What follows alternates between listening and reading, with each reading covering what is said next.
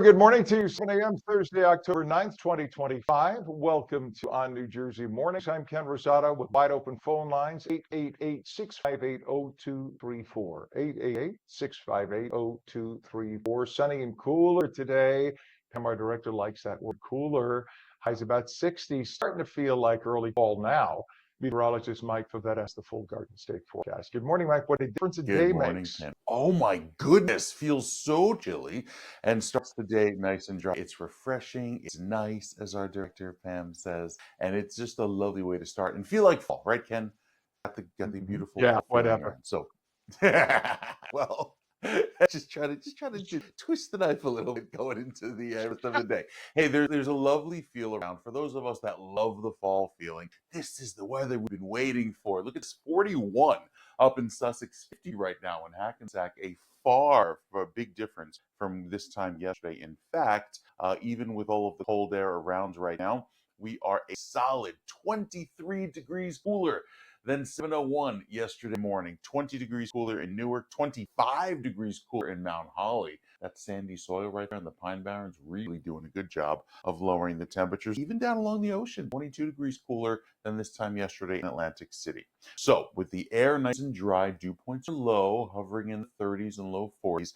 We keep it clear. The air is still. That's what's allowing for all of that chilly weather to sit put, and it stays nice and dry today. So there will still be a little bit of a breeze developing for this afternoon from the north, keeping our skies nice and clear, and it stays lovely going into this afternoon. Look at the highs today, getting to 60 in Newark, 59 in Long Branch, and 61 in Toms River. Even colder tomorrow morning by about 10 degrees. So it drops off another 10 degrees. That's where we have some freeze warnings now. We'll talk about those coming up in Sussex County. If you remember, yesterday it was just a freeze watch, but that freeze watch is now extended into Morris County for tomorrow morning. So sensitive plants need to come inside.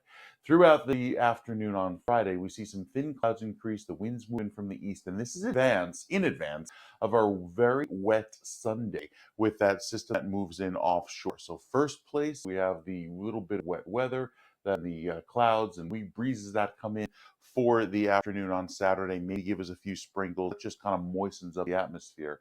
And as we head into Sunday morning, look at the rain that develops with the heaviest showers moving in from the south. You can see the bright shades of red and orange here by 7 a.m. moving onshore, and then the entire state covered in with that heavy rain throughout the morning on Sunday. This also means some gusty winds as well. So heavy rain, gusty winds. It should be a classic nor'easter that takes over. We weren't really sure about this until the late morning yesterday when the newest weather model information came out. It'll park itself offshore and give us quite a bit of heavy rain and wind. And of course, that means beach erosion at the coast with the very gusty winds and rough surf. So weather turns chilly and stays cool through the weekend with the heavier rain on Sunday. It will wrap up by Monday afternoon, but it takes its time leading. We'll tell you more about that coming up, Ken, with another check of your weather in a few minutes. All right. Thank you so much, sir. It is 7:04 right now, and let's take a look at the Jersey Turnpike. We have a disabled bus on the New Jersey Turnpike outer roadway right now, causing the mess you see on your screen right now. This is by the exit ramp at interchange 14, I-78, 1 and 9 in Newark. The left lane is blocked, and that's causing one hell of a lot of delays right there. We have also a crash on the Turnpike southbound exit ramp to King George Post Road and US 1 and 9 in Woodbridge Township. All lanes are open, but you have the ramp at exit 11 to King George Road, the ramp partially blocked, and that's causing a lot of brake checking through the area. Crash reported on the Garden State southbound north of exit 144, which is Route 510 in Newark with the right shoulder block. And we have a disabled tractor trailer on Corbin Street southbound by Kellogg Street in Newark, the left lane block. So a lot of problems at this early hour to report. Your Hudson River crossings now, the Lincoln and Holland. The Lincoln Tunnel is about 30 minutes in. Holland is only about 15. So that's a good route. And let's take a look at the DWB. According to this, it's telling us about 40 minutes already. And I can see they're not lying. The upper level on the right, lower on the left, 40 minutes in either choice. It is 7:05 right now, and as expected, things got a little testy at last night's second and final New Jersey gubernatorial debate. When asked how each candidate would grade President Trump, Republican Jack Ciattarelli said Trump deserved an A. Democrat Mikey Sherrill gave him an F. Kind of indicates where the country is, right? Total polarization.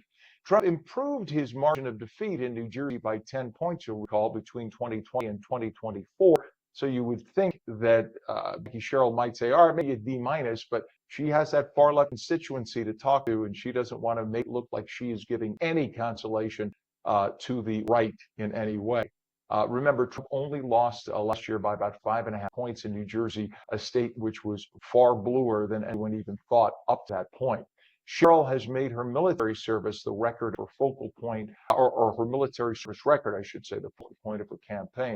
She defended her service record and explained why she did not participate in her graduation ceremony in the 1990s.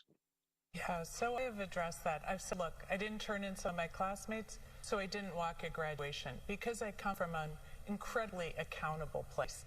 But I went on to graduate. I was commissioned an officer in the United States Navy. And it came as the National Archives admitted that it did wrongly release her unredacted military record, including her Social Security number, to an individual who filed the Freedom of Information Act. So the question is, was it done clandestinely and dirtily, if you could use that as an adverb, or legally? A FOIA, Freedom of Information Act, was requested. It was granted. The thing is, before the information is released, it's supposed to have certain information redacted. But is that a scandal and a criminal thing? And that's being looked into right now. The Chitterelli camp says no, and they didn't do it anyway. It was a third party that did it. And Mikey Sherrill's camp is trying to make it look like this is a scandal on the part of Chitterelli. There's really no indication that that is the case right now. Records, by the way, do show that Sherrill did not march to get her diploma with her graduating class at Naval Academy at a time when a number of her classmates were involved in a big cheating scandal. Chitterelli pushed back, demanding that Sherrill release more records about what happened. At the last debate, Mikey said that she was the most transparent gubernatorial candidate of all time. If she's so transparent, then approve the release of her disciplinary records at the Naval Academy so we can know why it is that she was punished. There was a cheating scandal in the early 1990s while she was there.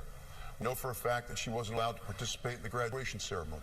We know for a fact that her name was not listed in the commencement exercise program. She says it's because she didn't turn in classmates. That's the honor code at West Point. That's not the honor code at Naval Academy. You don't get punished for that. I think she was punished for something else. And so I think she needs to come clean. I think the people in New Jersey deserve an answer as to why she was punished at the Naval Academy. And she's trying to create a giant smokescreen for something the National Archives has taken complete responsibility for and apologized for with regard to a Freedom of Information Act request that's perfectly legal.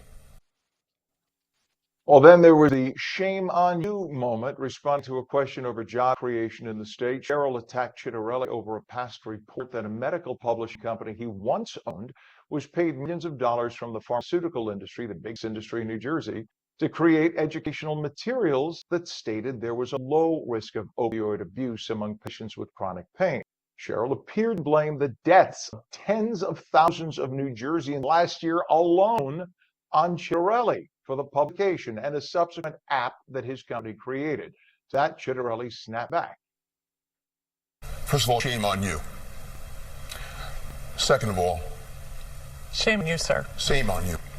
During the Biden administration, she had no problem whatsoever with tens of thousands of people crashing our border each and every day, not knowing what impact they had in our communities with regard to fentanyl crisis, fentanyl abuse, fentanyl distribution, vaccination rates, and the like. Talk to your local police, talk to your county prosecutors in New Jersey. Since the border's been secured, fentanyl crisis has decreased significantly. Chitterelli, meanwhile, accused Sherrill of hypocrisy over the ongoing government shutdown, pointing out that under the Biden administration, Sherrill voted every single time for a continuing resolution to keep open the government. Sherrill talked about how political violence is dangerous for our nation. But we've seen continued uptick in political violence, and that is never acceptable. It really undermines, I think, our democracy and the idea that people want to come forward and serve. And I worry very much that with this kind of political violence, we are going to see people trying to step away from public life. Well, the two also talked about energy costs in the state. Chitterelli pointing out that Sherrill's plan to deal with high energy costs was met with skepticism by not only the current Democrat governor, but also scores of Democrat New Jersey lawmakers, none of whom came to her side and said that's a good idea. Asked to say something nice about one another, though, Sherrill did praise Chitterelli's son for serving in the military. Chitterelli praised Cheryl for her 9 years of military service. The polls, meanwhile, are all over the place, with one showing Chitterelli a point ahead. That was an internal poll for his camp. Another having them tied. That's the Emerson poll. And a more recent poll showing Cheryl 2 points ahead, but still within the margin of error.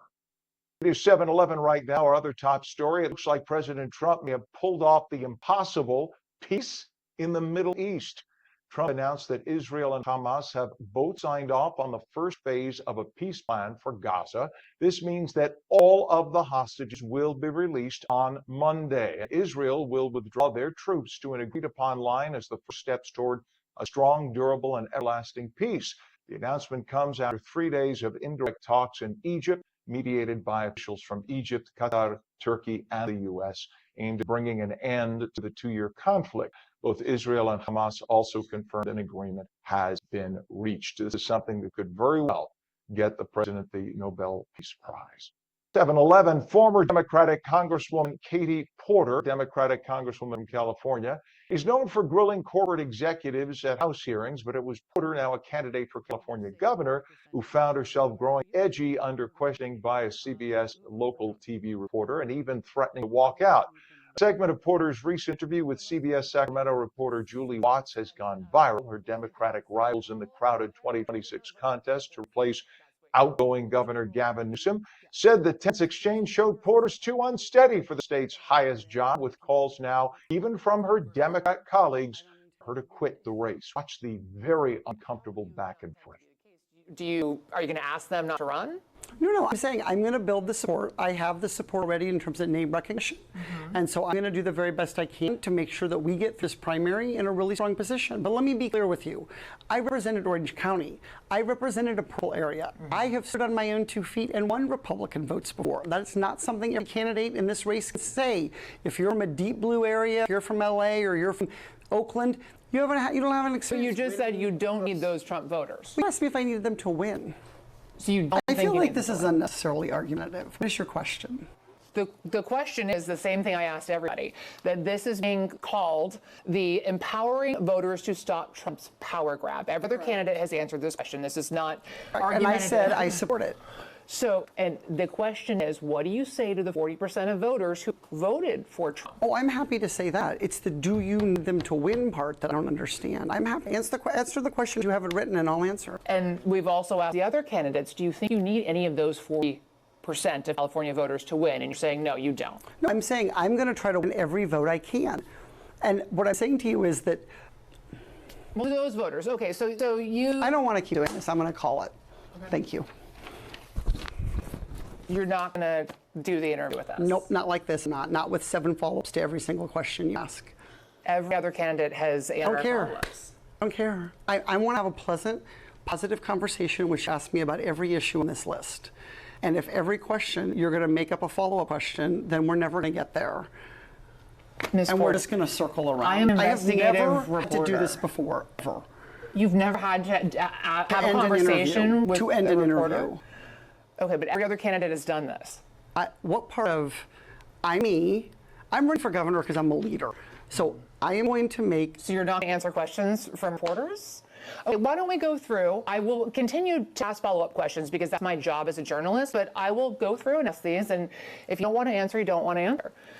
So nearly every legislative... I don't want to have an unhappy experience with you, and I don't want this all on camera. I don't have an unhappy experience with you either. I would love to continue to ask these questions so that we can show our viewers what every candidate feels about every one of these issues that they care about. All right, Ms. Porter, you want to be governor of the big State of the Union? Put on big girl pants and answer some questions. And a reporter, when you agree to an interview, the reporter could ask whatever questions they want. It's up to you to say, I'm not going to answer that. Move on. You don't tell the reporter. You don't dictate the terms of the interview. A reporter who accepts dictated terms is not a reporter. I want to commend that reporter from CBS Sacramento for doing an incredible job at trying to refocus and giving Ms. Porter time and time again. She gave her chance after chance just to answer the questions. She was professional and composed and never lost her cool. That is something I can't say that I've always been able to maintain. Well, Porter has also had explosions of anger at staffers in the past. There's video of her online when a staffer walked into a Zoom shot where she curses at the staffer. She was forced to take anger management classes as part of her divorce with her husband, allegedly dumping scalding mashed potatoes on his head. That's what the husband alleges. So don't know if this woman's going to stand a chance to continue in the gubernatorial race in California. Right now, she is in the plurality head. She has 15% of support. It's still a year away, a year and a quarter away. We'll see what happens. But if anyone takes a good look at this video, you'll see this one does not have the temperament to be in leadership office. 7:16 when we come back, sunny, cooler today, high about 60. Full Garden State forecast with meteorologist Mike Pavetta when we return. And you're watching On Jersey Mornings. We're streamed daily on Roku, Fire TV News, on Samsung TV Plus, Apple TV, Facebook, and X. We're also streamed live on Substack, Rumble, and Twitch. Just go to twitch.tv/ONNJ. We're coming back.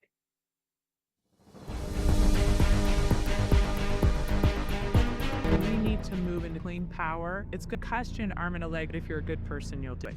Unbelievable. Talk about out of touch. I'm Jack Ciattarelli. Politicians like Mikey Sherrill and Phil Murphy just don't get it. They're making New Jersey unaffordable, especially for the middle class. We need a change.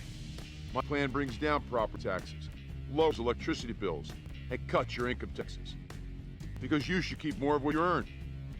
It's time to fix New Jersey. When I'm governor, we will.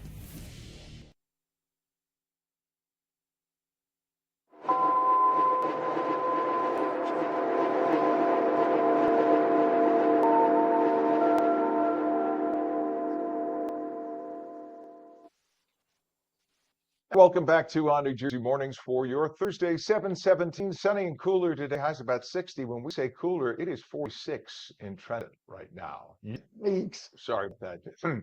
Meteorologist Mike Pavetta, the Garden State forecast for you. Good morning, Mike. Listen, I'm currently, true confessions here, I'm sitting in Fort Lauderdale, but now I'm terrified to travel north tomorrow morning when I'm supposed to. I'm kind of scared. It's like the but Ken, with water. But Ken, you're coming just in time for the nor'easter. So it's going to be a whole mixed bag of fall weather this weekend. Yeah, I know. A lot of rain on the way for Sunday. Not exactly great weather for the second half of the weekend, but at least we're enjoying the sunshine right now, right? I've got the window open here in the office, drinking the iced coffee. My hands are a little chilly. It feels kind of nice. It feels like October, especially when you see all of these kind of cool shades of purple and blue on the map, indicating the freeze warnings that are currently in place for later tonight into tomorrow morning. That's for Sussex County, Warren County, and the western sections of Passaic County. And then a frost advisory that's right now in place for tomorrow morning for Morris, Somerset, Hunterdon, and Mercer counties. This light mint shade of green you see here is some coastal flooding that may occur, and that's with a storm on Sunday. We'll get that part of the forecast in just a bit. As far as the rain is concerned, there is quite a bit of it coming in for late Sunday into Monday, and it could total up to anywhere from 2 to 4 inches down along the coast. That is a lot of water in a short amount of time, in about a 24-hour period, anywhere from 1 to 2 inches forecast in Newark, and these could go higher, specifically with the storm track that may shift. Remember, the storm hasn't even developed yet and won't develop until Saturday night off the Carolinas, but all of that moisture heads up to New Jersey over the course of our Sunday morning into Sunday afternoon. Enjoy the sun today. Enjoy the clear, cool breezes of 63 in Point Pleasant, 62 in Freehold. It will feel lovely through this afternoon because the wind actually relaxes, so it'll feel quite nice through the end of the day. There's our front. Moved out to sea, so we have nothing but clear sky today and tomorrow. Looking beautiful, and most of the country nice and quiet as well. You see this little area offshore, that's where our storm will develop for Sunday, and it moves up the coast and gives us our rain and wind. So until then, air is very dry. It's lovely. Temperatures are nice and low. It stays dry with these dew points in the 20s. That is incredibly dry. Going through tomorrow morning, that's when we get so cold early on the day. By the afternoon, a little bit of a wind coming in off of the water, and that leads to a more humid feel on Saturday, kind of that cool, damp feel that you'd expect for an October day with the wind off of the water. And then by Sunday, that's where the rain starts to get going. So it'll be quite wet by then. Sunday into Monday, I showed you the zoomed in view before for Sunday, showing all those shades of yellow. Well, even into Monday, we have some showers around as the storm sits and spins offshore. and throws back some showers, potentially even Tuesday morning. We really don't see clearing until much later on next week, probably by Wednesday into Thursday timeframe. But it's just an October kind of feeling forecast until then. Not much change in terms of the amount of sunshine we'll get for next week. Feeling quite cool. So there's our cool and breezy Saturday with clouds. Sunday has the rain moving in early, turning heavier through the afternoon with some very gusty winds, especially at the coast. Wind gusts could be upwards of 40 or 50 miles per hour Sunday afternoon at the coast. So not only will there be some coastal erosion, but also some potentially for some flooding as well with the amount of rain and, of course, the higher than average tides with the wind out of the east. It's pretty messy by the end of the weekend, Ken. If you were the Columbus Day Parade planners in East Hanover for Morris County, would you push it up to Saturday or postpone it to Monday, or what would you do? Just if it was your choice. So if possible, Saturday would be ideal because it's just going to be a little cloudy. But I think the winds and the rain, that's maybe what, will make it not as appealing to have a parade on Sunday. If there is an opportunity to have a rain date, that would be the best case scenario. Because rain is one thing, but winds and rain are Winds, another. yeah. That's where it's a Sure. little hard because it blows into tents and everything else. So, Sure. all right. Well, we listen to you, meteorologist Mike Vetta. That's why they pay you the 9 figures that they pay you, and or at least they should. They should. I'm gonna make a I little can't note count to that your high, so I don't know. at least. No, by 9 figures, I mean the number nine, $9, and that's Oh, what I'm talking yes. about. Yeah, correct. Yes. All right, Mike. Thank you very much, sir. It is a refreshing, let's use that word, a refreshing 46 degrees right now. In terms of traffic, let's take a look, if we can, at this is the New Jersey Turnpike. We have a disabled bus on the New Jersey Turnpike, Hudson County Extension, eastbound west of Jersey Avenue, Holland Tunnel in Jersey City. The left lane is blocked, and look at the damage there with all those people just not moving right now. It's an absolute mess. Over to Lawrence Parkway in Old Bridge Township, we have a crash on Route 35 southbound just north of 689 Lawrence Parkway. The left lane of 2 lanes closed right now. We have a disabled bus on the Jersey Turnpike outer roadway northbound exit ramp by interchange 14, I-78, and 1 and 9 in Newark with the left lane blocked. And a crash on the Garden State southbound north of exit 144, Route 510 in Newark with the right shoulder blocked. Hudson River crossings right now, still only 15 at the Holland Tunnel. It's 20 to 25 at Lincoln and about 35 at the GWB. Take a look at the upper and lower levels. Right there, you can see the lower on the left, maybe a little better than the upper on the right. But either way, don't take the shoulder like that guy just did, because you can get into a serious accident and get some serious points on your license. 723, a 29-year-old man has been charged with sparking California's deadly Palisades fire. Remember this at the beginning of the year? It was one of the most destructive wildfires in history. Federal officials say Jonathan Rinderknecht, who lived in the area, started a small fire on New Year's Day that burned underground, smoldered before reigniting nearly a week later and then roaring through Pacific Palisades, home to many of Los Angeles' richest and most famous. The fire, which left 12 people dead in the hillside neighborhoods across Pacific Palisades in Malibu, was one of the 2 blazes that broke out on January 7th, killing more than 30 people in all and destroying over 17,000 homes and businesses while burning for days in Los Angeles County. By the way, not a single house has been rebuilt yet, courtesy of a very inept governor and mayor out there with all the rules and regulations. Rather than just letting the builders come in and start building following the code, they are trying to follow the rules like it was 2 years ago, and they don't understand that when you have 30,000 applicants at the same time and only 3 people in the back office stamping them, you can't do it the old-fashioned way. That's liberals. Liberals do things that way. Rinderknecht was arrested Tuesday in Florida. For some reason, he was in the Sunshine State, made his first court appearance Wednesday in Orlando on charges including malicious destruction by means of fire, which carries a minimum sentence of 5 years in prison. Apparently and allegedly, he was listening to rap music about destruction. He was allegedly playing video games that showed the burning down of houses. And so there's some issues there, although when asked in court if there are any psychological issues, allegedly he said no. So we'll see where this goes. 725, the Trump administration warned there's no guarantee that furloughed government workers would receive their back pay when the government shutdown is over, reversing what was a longstanding policy for 750,000 staffers. In Trump's memo, his Office of Management and Budget, OMB, says back pay must be provided by Congress if it chooses to do so, as any part of any bill to fund the government. The move is widely seen by many as a strong tactic, as a way for the Republican administration to apply pressure on lawmakers to reopen the government. And why not? It's now in its 8th day of shutdown, while federal workers as well as service members of the military have often missed paychecks during previous shutdowns. They're always, or almost always, reimbursed once the government reopens. But Trump is saying, no, to pressure them to reopen the government, he's saying we're not going to give them. There's no law that says you have to give them back pay. They didn't work. Under federal law, you don't have to pay them. So Trump's saying, all right, Democrats, if you really want, we just need like 4 Democrats in the Senate to reopen this. This is not a Trump shutdown. This is a Democrat Schumer shutdown in the Senate. Because all Republicans in the House and Senate are for this extension of the budget. That's all it is. It is an extension of the Democrat-approved budget, not even the Republican-approved budget. As Democrats, 4 in the Senate will not budge under Schumer. That's why the government is shut down. So Trump is saying, if you want to move this thing along, we're going to say nobody gets paid and nobody will get paid. So now the ball's in your court, Democrats. If these people in the military and the air traffic controllers don't see a paycheck and we have to shut down air traffic control, it's on you. So open the government so we could sit down and negotiate again. You don't want to do it? Then everybody's going to get pissed off, not at the Republicans, but the Democrats, because they're the ones who forced the shutdown. It's as simple as that. You can call it what you want, but that's just a fact. President Trump yesterday announced his support for New Jersey Congressman Jeff Van Drew in the former Democrat bid for re-election, even though it's still a year away. Trump said that Congressman Jeff Van Drew is a MAGA warrior for the incredible people of New Jersey's 2nd Congressional District. He said that on Truth Social. Van Drew ran as a Democrat in 2018 and was elected to represent New Jersey's 2nd Congressional District with 53% of the vote. And then the congressman later broke away from the Democrats and aligned with the GOP in his first term, winning re-election in 2020, 2022, and 2024, these times as Republican.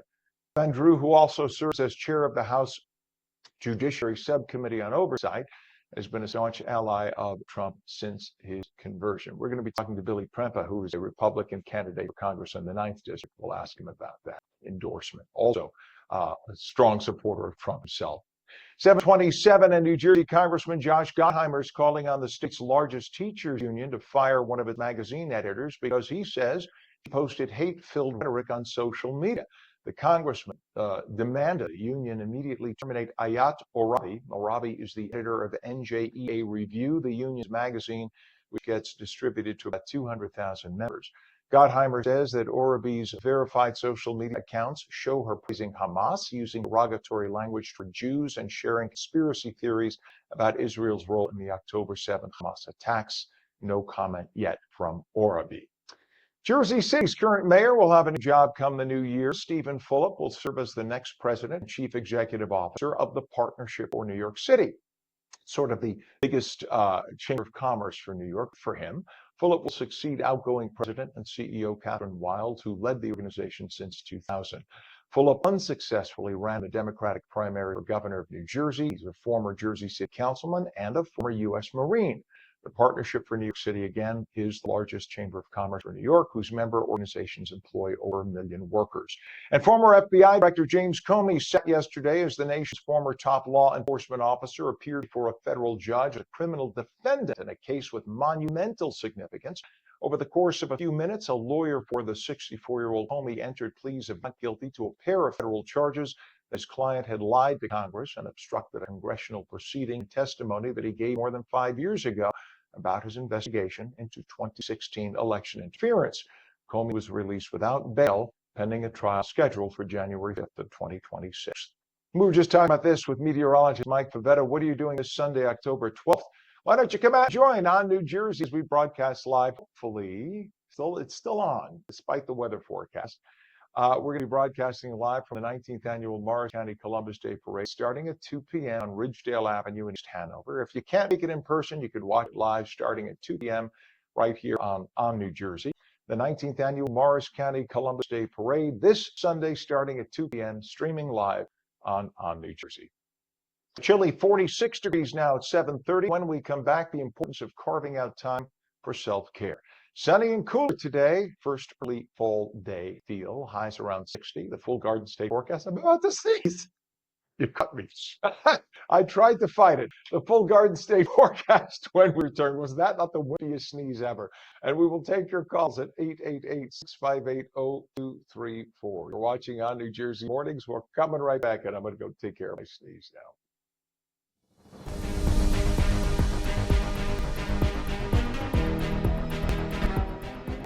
We vote to protect the Social Security we worked hard for.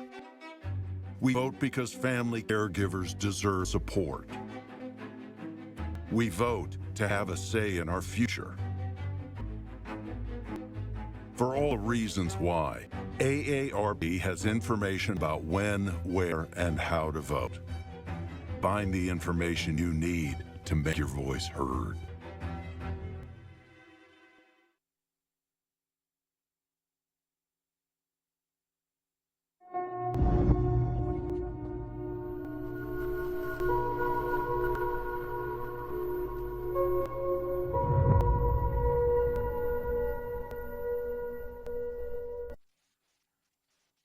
Very good morning to you, 7:31 on Thursday, October 9th. Welcome back to New Jersey Mornings. I'm Ken Rosato. The phone lines are open at 888-658-0234. 888-658-0234. If you like fall, like Pam, our director, today's your day. Sunny and cooler. Highs about 60 right now. 46 degrees in Trenton. It's 44 in northern Jersey. Highs only about 60. Wow. Meteorologist Mike Vetta, Garden State forecast. Pam is literally, she has cheerleader pom-poms right now. She is jumping in the control room. Yes. So happy. That's right. They're pumpkin spice pom poms. That's what it is. Spice pom-poms. Of course they are. Because if I that's a love thing, it probably will be a thing for next season because, we tend to go crazy with that. But hey, we've got some lovely fall weather on the way today. You can already see the trees changing color in northern New Jersey, even some pockets of color down across southern New Jersey at the coast from Atlantic City toward Ocean City. Highs today climb into the mid 60s. So a little bit of a warm up from where we sit currently in the 40s, but that's all we get. It'll feel nice and cool. Our average high is 69 degrees, so we're actually a little bit cooler than the average. And if you notice, that sun is setting earlier and earlier now, before 6:30. Clear sky all day today, keeping an eye down toward the tropics as that tropical storm Jerry likely turns into a hurricane later today. But again, forecast to stay out to sea as we head into tomorrow and takes that right turn going east of Bermuda, so not anticipated to affect any land out in the Caribbean even. Our forecast points to a lot of clear sky today with a lighter breeze by this afternoon, but the key here is the wind shift for tomorrow morning, keeping most of northern New Jersey dry and clear overnight, meaning we get really chilly, have those freeze warnings in effect. And then with that easterly breeze by tomorrow afternoon, some clouds return, a little bit more humidity, setting the stage for a very gray sky on Saturday. So Saturday's pretty overcast all day long. Maybe if you'd like sprinkles by the end of the day, just to kind of wet the atmosphere a little bit, because the rain that comes in for Sunday will be quite impressive, especially down the shore early on as that tropical, not a tropical system, but it is some tropical characteristics with this nor'easter as it develops. We'll show that in a sec. Here's the high pressure that's allowing for the clear sky today and tomorrow. But as that moves out to sea, it allows the opportunity for that moisture to work its way up the coast. And while the heaviest of the rain stays toward south on Saturday, look at that, comes right up for Sunday afternoon, giving us the heavy rain, the wind. And even though the low pressure is sitting on top of New Jersey by 8 o'clock on Sunday, there's still all of the rain ahead of that. So we'll see a lot of that wet weather move in throughout Sunday morning into Sunday afternoon, and then it moves out throughout the day on Monday. So yeah, it's going to be a really wet and rainy, of course, very windy day on Sunday with that heavy rain and wind predominantly through the afternoon hours. I think the morning just sees the wet weather get going, but the real bad stuff comes in later on in the afternoon. Monday sees a little bit of clearing by later on in the day, but again, it's still pretty wet. Have to wait till Tuesday and Wednesday to finally dry things out, where highs climb back into the upper 60s and low 70s. The shore, wetter still. I think you'll have the best opportunity for some steady rain. Again, 2 to 4 inches of rain likely. The coastal erosion and flooding going to be a concern going into Monday. And then by Tuesday, we'll see that weather clear. So a lot of weather this weekend to be wary of. It's rain we need, but it also comes with the risk of flooding, not only from rain, but also the coastal flooding at the ocean as well. So a lot of impacts with this storm this weekend, Ken. It's like Mother Nature said, you asked for rain, what do you want? I'm giving it all at once, all of it. Like, we need it in little spurts, Mother Nature, not to tell you how to do your job. But she was like, oh, I'll just give you 6 months of rain in like a weekend. How about that? Well, the And that ironic part is that if this storm were named as a tropical system, it would get the name Karen. Isn't it a Karen storm? It's just, it would have been so perfect, but no, just a nor'easter. God, I love it. I love it. Yes, that is definitely a Karen. Although let's not say that too loud. Let's just keep that. All right. Mike, thank you so much. I just get a kick out of seeing number 46, and I think that there's a mistake on the computer here that it says 46 degrees. But yes, 46 in Trenton. There you go. Thank you, Mike. And yes, it is 44 degrees in northern New Jersey and 43 down in Cape May. It is a brisk, chilly, nice morning. A very nice fall morning for those who like that temperature. In terms of traffic, let's take a look at the Hudson County extension of the New Jersey Turnpike. We have a disabled bus to report here. This is eastbound west of Jersey Avenue, Holland Tunnel exit, Jersey City. The left lane's blocked. You can see everybody just stopped trying to get through there until they can clear that. So disabled bus is a big deal because that means you got a heavy tow out and move that. So no one is going anywhere coming off that area of the Hudson County extension of the New Jersey Turnpike west of Jersey Avenue, Holland Tunnel in Jersey City. Disabled, let's see, it's separate disabled. Look at this, 2 different disabled buses. We have a disabled bus on the New Jersey Turnpike Outer Roadway, northbound exit ramp at change 14, I-78, 1 and 9 in Newark. I thought this was the same report there for a second. This is separate. The left lane is blocked there. We have a crash on the Garden State Parkway southbound north of exit 144, Route 510 in Newark with the right shoulder blocked. And the Hudson River crossings right now, the Lincoln is reporting 25 minutes across. It's only 15 to 20 at the Holland, and it's about 35 to 40 at the GWB upper and lower level. You can see they're pretty heavy still. The upper level on the right, lower on the left. Again, it's 35 minutes about to get in via GWB. 7:37, were you up watching the debate last night? Well, as expected, things got a little testy at last night's second and final New Jersey gubernatorial debate. When asked how each candidate would grade President Trump, Republican Jack Ciattarelli said Trump deserved an A, and Democrat Mikey Sherrill gave him an F, which kind of reflects the polarity, the polarization of American people right now. People on the right think he's doing everything exactly as he promised. It's exactly what we voted for, what he called for doing. And meanwhile, everybody on the left is saying, how could you take us back, et cetera, and do all these terrible things? It's called following the law, Mikey. No offense, but the law says you can't be here illegally. The law says there are ways to come here illegally, and the president ran to take the 50 to 25 million people who came here illegally and send them back. What part of that is hard to understand? It's called following the law. We're a nation of laws. Remember, no one's above the law. The Democrats told us about that. But apparently, if you're an illegal, you are above the law. But otherwise, you're not above the law. If you're an American citizen, an elected official, you're not above the law. But if you are an illegal, you're above the law. I guess that's the mantra of the Democrats. Trump improved his margin of defeat, you'll recall, in New Jersey by 10 points between 2020 and 2024, losing last year by just 5.5 points in New Jersey. Sherrill, who has made her military service record the focal point of her campaign, defended her service record and explained why she did not participate in her graduation ceremony in the 1990s. Yeah, so I have addressed that. I've said, look, I didn't turn in some of my classmates, so I didn't walk at graduation because I come from an incredibly accountable place. But I went on to graduate. I was commissioned an officer in the United States Navy. And to her credit, she served 9 years honorably in the U.S. military. So you can't take that away from Mikey Sherrill. It is an honorable thing that she did by serving our nation, and she has her kids in the military academy right now, in the Naval Academy, and her husband was also in Navy. So thankful, we're thankful that you served our country. But that is not a bad thing. It's a very good thing, worthy of praise.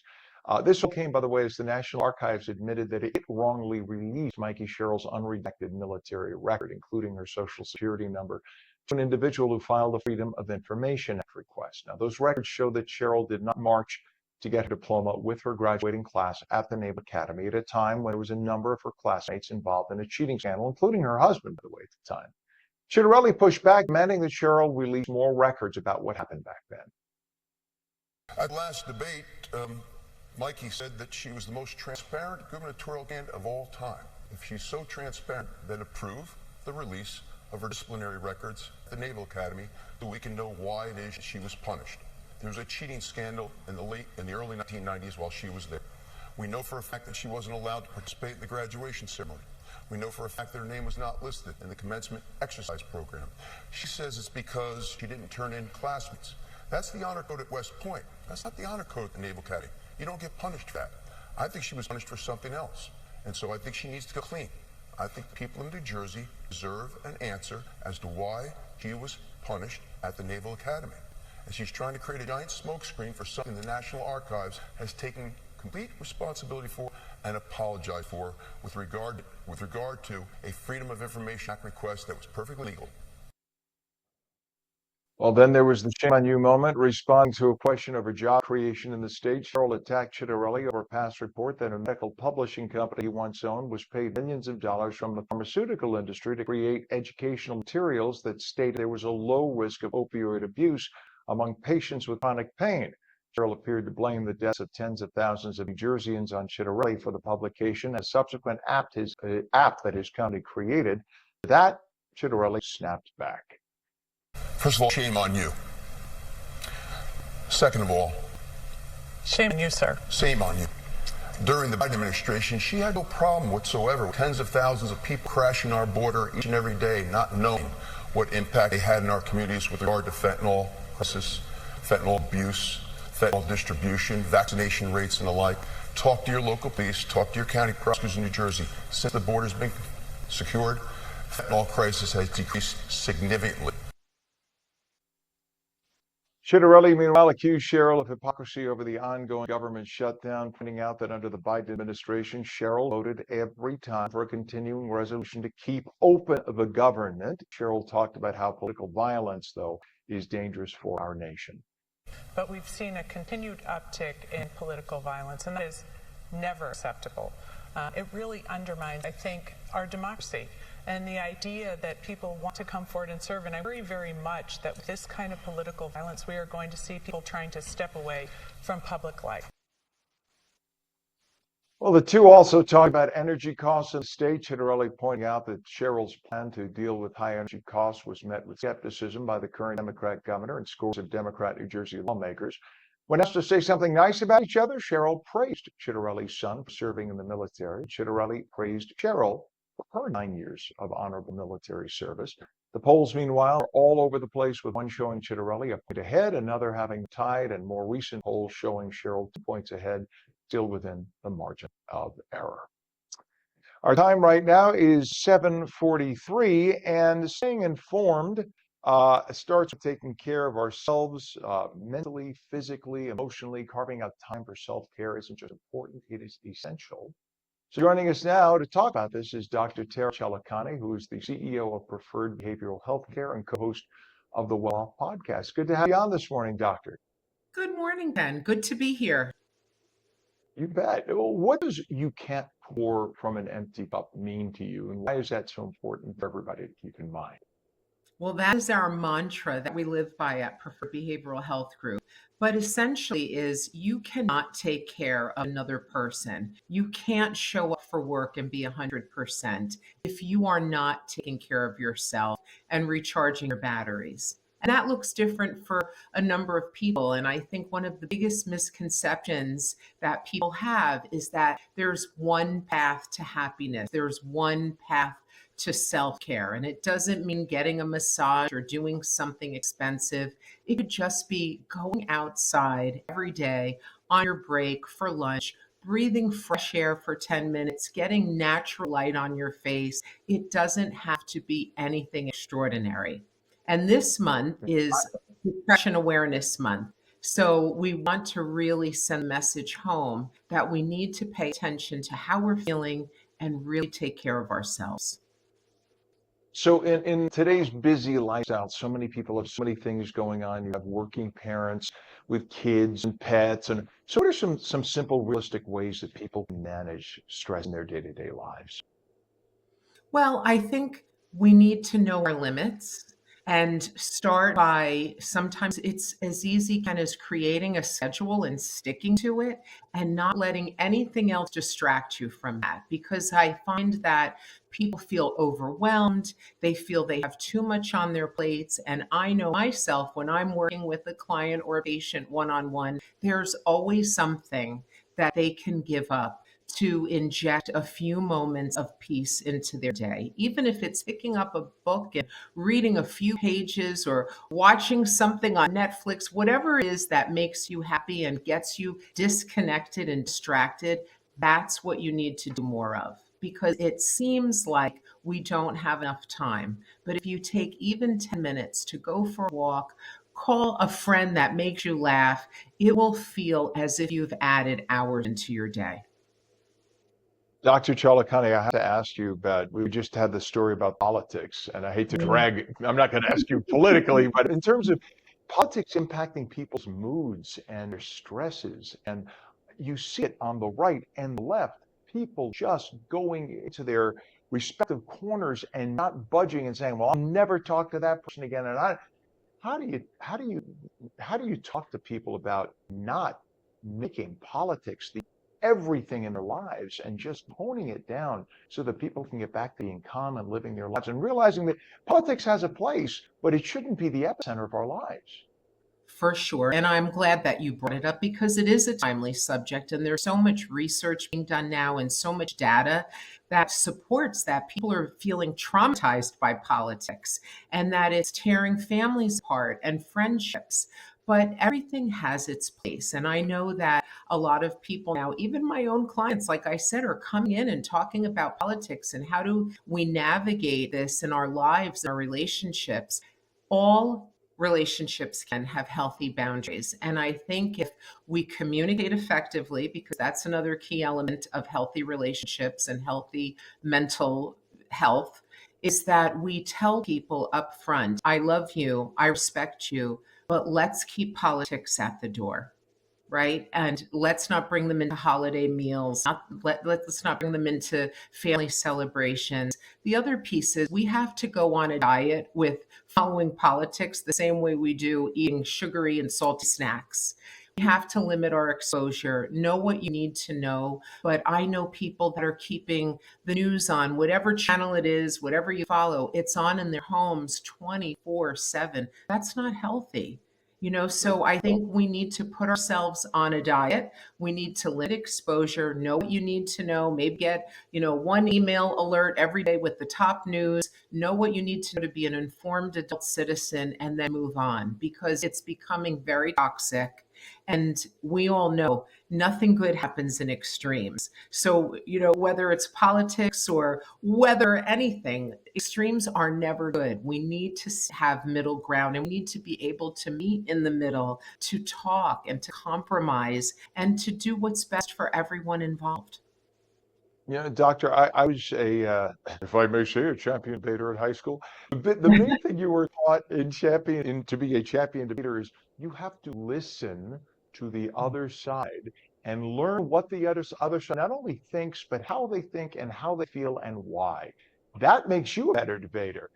And I think that's what's missing. We're yelling at each other instead of just listening. Maybe there's a very, very, very valid reason why the other person thinks entirely differently from you. Just aren't you even that curious to find out why they think that? Listen to them. And maybe even if you still at the end of the day have two totally opposite views, at least you can have the empathy of understanding, well, I get why he feels this way. I get why she feels this way. And at least you can agree to disagree and still love each other and understand that it's okay. Listen, there are lots of things I'm sure in your family you don't agree on, foods, what kind of pet you like, whatever. In my family, the same thing. It doesn't have to come down to the polarization and the hate and the cutting people out of their lives. And I'm so glad you said that to have a diet about that. Just cut, like we tell kids, you have limits on your screen time. I think limits on your politics time should be the rule for adults. For sure. And it's just as impactful and negative to our health as adults as it is for kids. Screen time, watching too much of anything. But Ken, I'm going to make you an honorary therapist because you brought up a lot of great points that we have to approach people with curiosity and not criticism. And we have to keep that curiosity so that we can seek to understand, because miscommunication is one of the biggest reasons why people have discord and have failed relationships. And we don't want that. We want a healthy state, we want a healthy nation, but the only thing we can control is ourselves. So taking care of ourselves, going on that news diet, and approaching people with kindness and curiosity is a great start. I should say, Dr. Tara, miscommunication was my drag name in college, but that's a whole other story, another show. Uh, so, at what point do you think, Doctor, though, what should, seriously, I'm sorry, I had to do that. What point, what point do you think people should, though, seek professional help? And I have gone, and I talked about this on the show many times, even when you've been on in the past. I've gone through therapy many times in my life. I Mhm. proudly talk about it. Too many people think it's shameful. And it's just ridiculous. Therapy and counseling, that shows that you I think have a more mature view of yourself and where you stand in the world, and that sometimes we all need to talk to somebody. So at what point do you think people should talk to somebody professionally? Well, Ken, there's never a wrong time to get therapy. And it doesn't have to be because something is wrong. It could just be because you're in a great place and you want to be a better person, or you want to dig a little deeper and have a better understanding of self and people. But if that's not your story, you need to pay attention. Are you having a lot of discord, a lot of arguments, a lot of tension with people around you? Are you irritable? Are you having trouble sleeping? Is, the thoughts of politics or what have you, is it consuming you? Because remember, we never want to live in extremes. We need to stay balanced, and that means everything: diet, exercise, sleep, our relationships with others. So when in doubt, give Preferred Behavioral Health a call. We're here to serve all of New Jersey, and no one should have to suffer alone. We all could use support, and a little help goes a long way. How do people reach out to you? What's a website or a phone number, Doctor? Website is preferredbehavioral.org. All of our information is there: phone numbers, blogs, resources. We're here to help. And like I said, when in doubt, give us a call. There's always someone a phone call away. We can answer your question, point you in the right direction, and get you where you need to be. There you go. Well, I'm not even going to talk about when I was in high school and I played the part of misconception, but that's going to be another show. I promise. We will do that Oh, show. Dr. Tara Chelicani, who's the CEO of Preferred Behavioral Healthcare and co-host of the Well Off podcast. Thank you so much for joining us this week. It's always a treasure and pleasure to have you on. Have a wonderful great day. to see you. Thanks, Ken. You bet. 7:53 right now. Let's forego break if we can. I know, Pam, that put a stack on us at the top. I'm sorry, but because of the time, let's do that. Let's go straight to meteorologist Mike Pavetta, who is going to talk about an early fall that we find. Well, it's not really early. It is fall time. We should be having temps in the 40s, but Mike is going to tell us all about it. Good morning, Mike. Good morning, Ken. There is this lovely fall feel, finally, right? It only took, 10 days into, 9 days into October to feel this nice dry fall morning, and yet a little frosty up in northern New Jersey with freeze warnings on the way for Sussex, Western Passaic, and Warren counties, even the frost advisory for later tonight in Morristown. So after today's highs climb into the upper 50s and low 60s under mostly sunny skies, those winds remain still tonight, and that still air and clear sky, along with the very low humidity, is what allows temperatures to drop so quickly. Also, the dry soil, that tends to help. With the drought continuing across northern New Jersey, that shade of tan there showing quite a bit of dry weather, 13% of normal rainfall in Hackensack, translating to a 2 to 4 inch rainfall deficit just in the last month.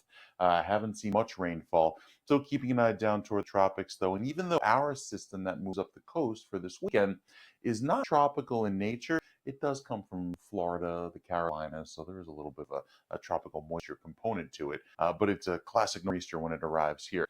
Cooler than average weather forecast for the middle of October, right up till the last week of October here in New Jersey. However, out west, a little bit of warmth coming in. And the dry period that we've been enduring actually transitions to maybe a little bit more of a slightly wetter period. At least we see that this weekend on the 7-day forecast, with all of that rain coming in for Sunday into Monday, with that nor'easter. A lot of wind at the coast, gusts of 50, 60 miles per hour down the shore, making for some very rough surf and, of course, beach erosion with an easterly wind, some coastal flooding likely too. By Tuesday and Wednesday, it all clears out. The system is slow to depart, so it's going to be a very long, prolonged system that could give us 2 to 4 inches of rain, especially along the coast and down the shore, maybe upwards of 2 to 3 inches up north, which is good because it would end a lot of our drought. We need more than one system in order to do that, but having the rainfall all across those 3 days, some much needed wet weather after a very dry finish to summer, Ken.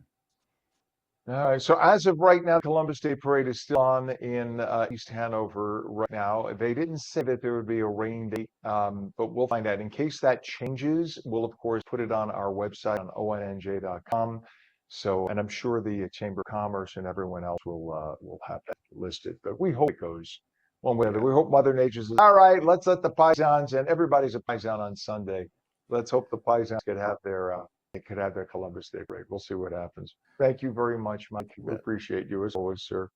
It is a chilly 46 degrees right now in Trenton. It's 44 northern New Jersey, 43 down the shore in Cape May. In terms of traffic, look at the Garden State Parkway. We have a crash on the GSP southbound now north of exit 132.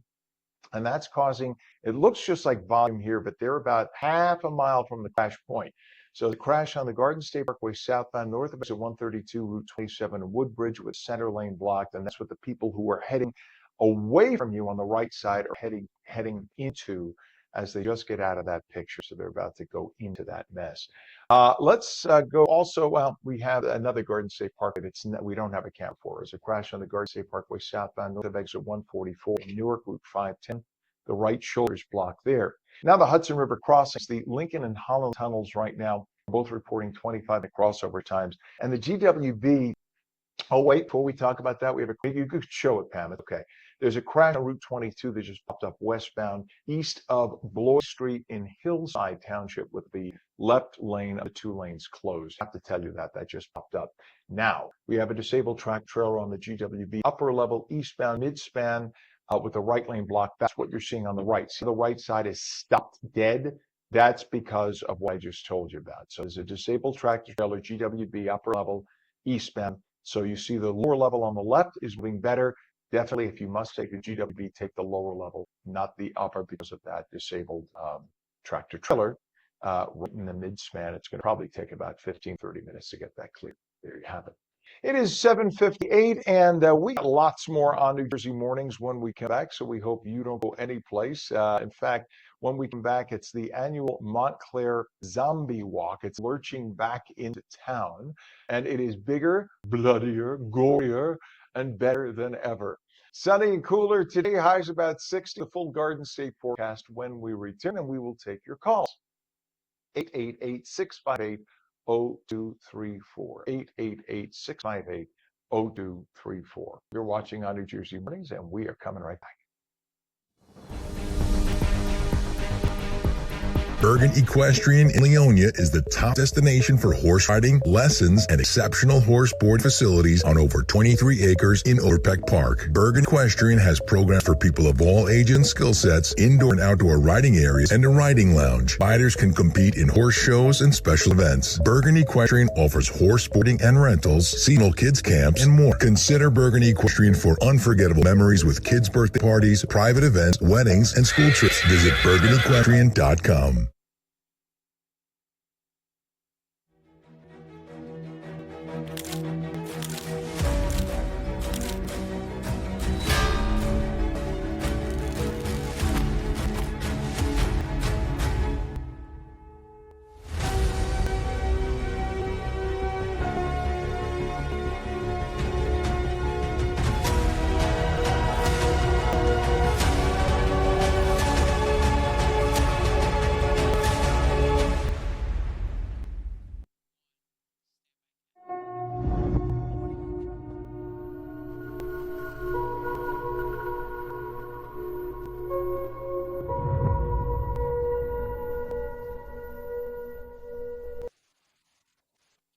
Good morning. It is 8 a.m. Thursday, October 9th, 2025. Welcome back to On New Jersey Mornings. I'm Ken Rosato. Phone lines are open at 888-658-0234, 888-658-0234.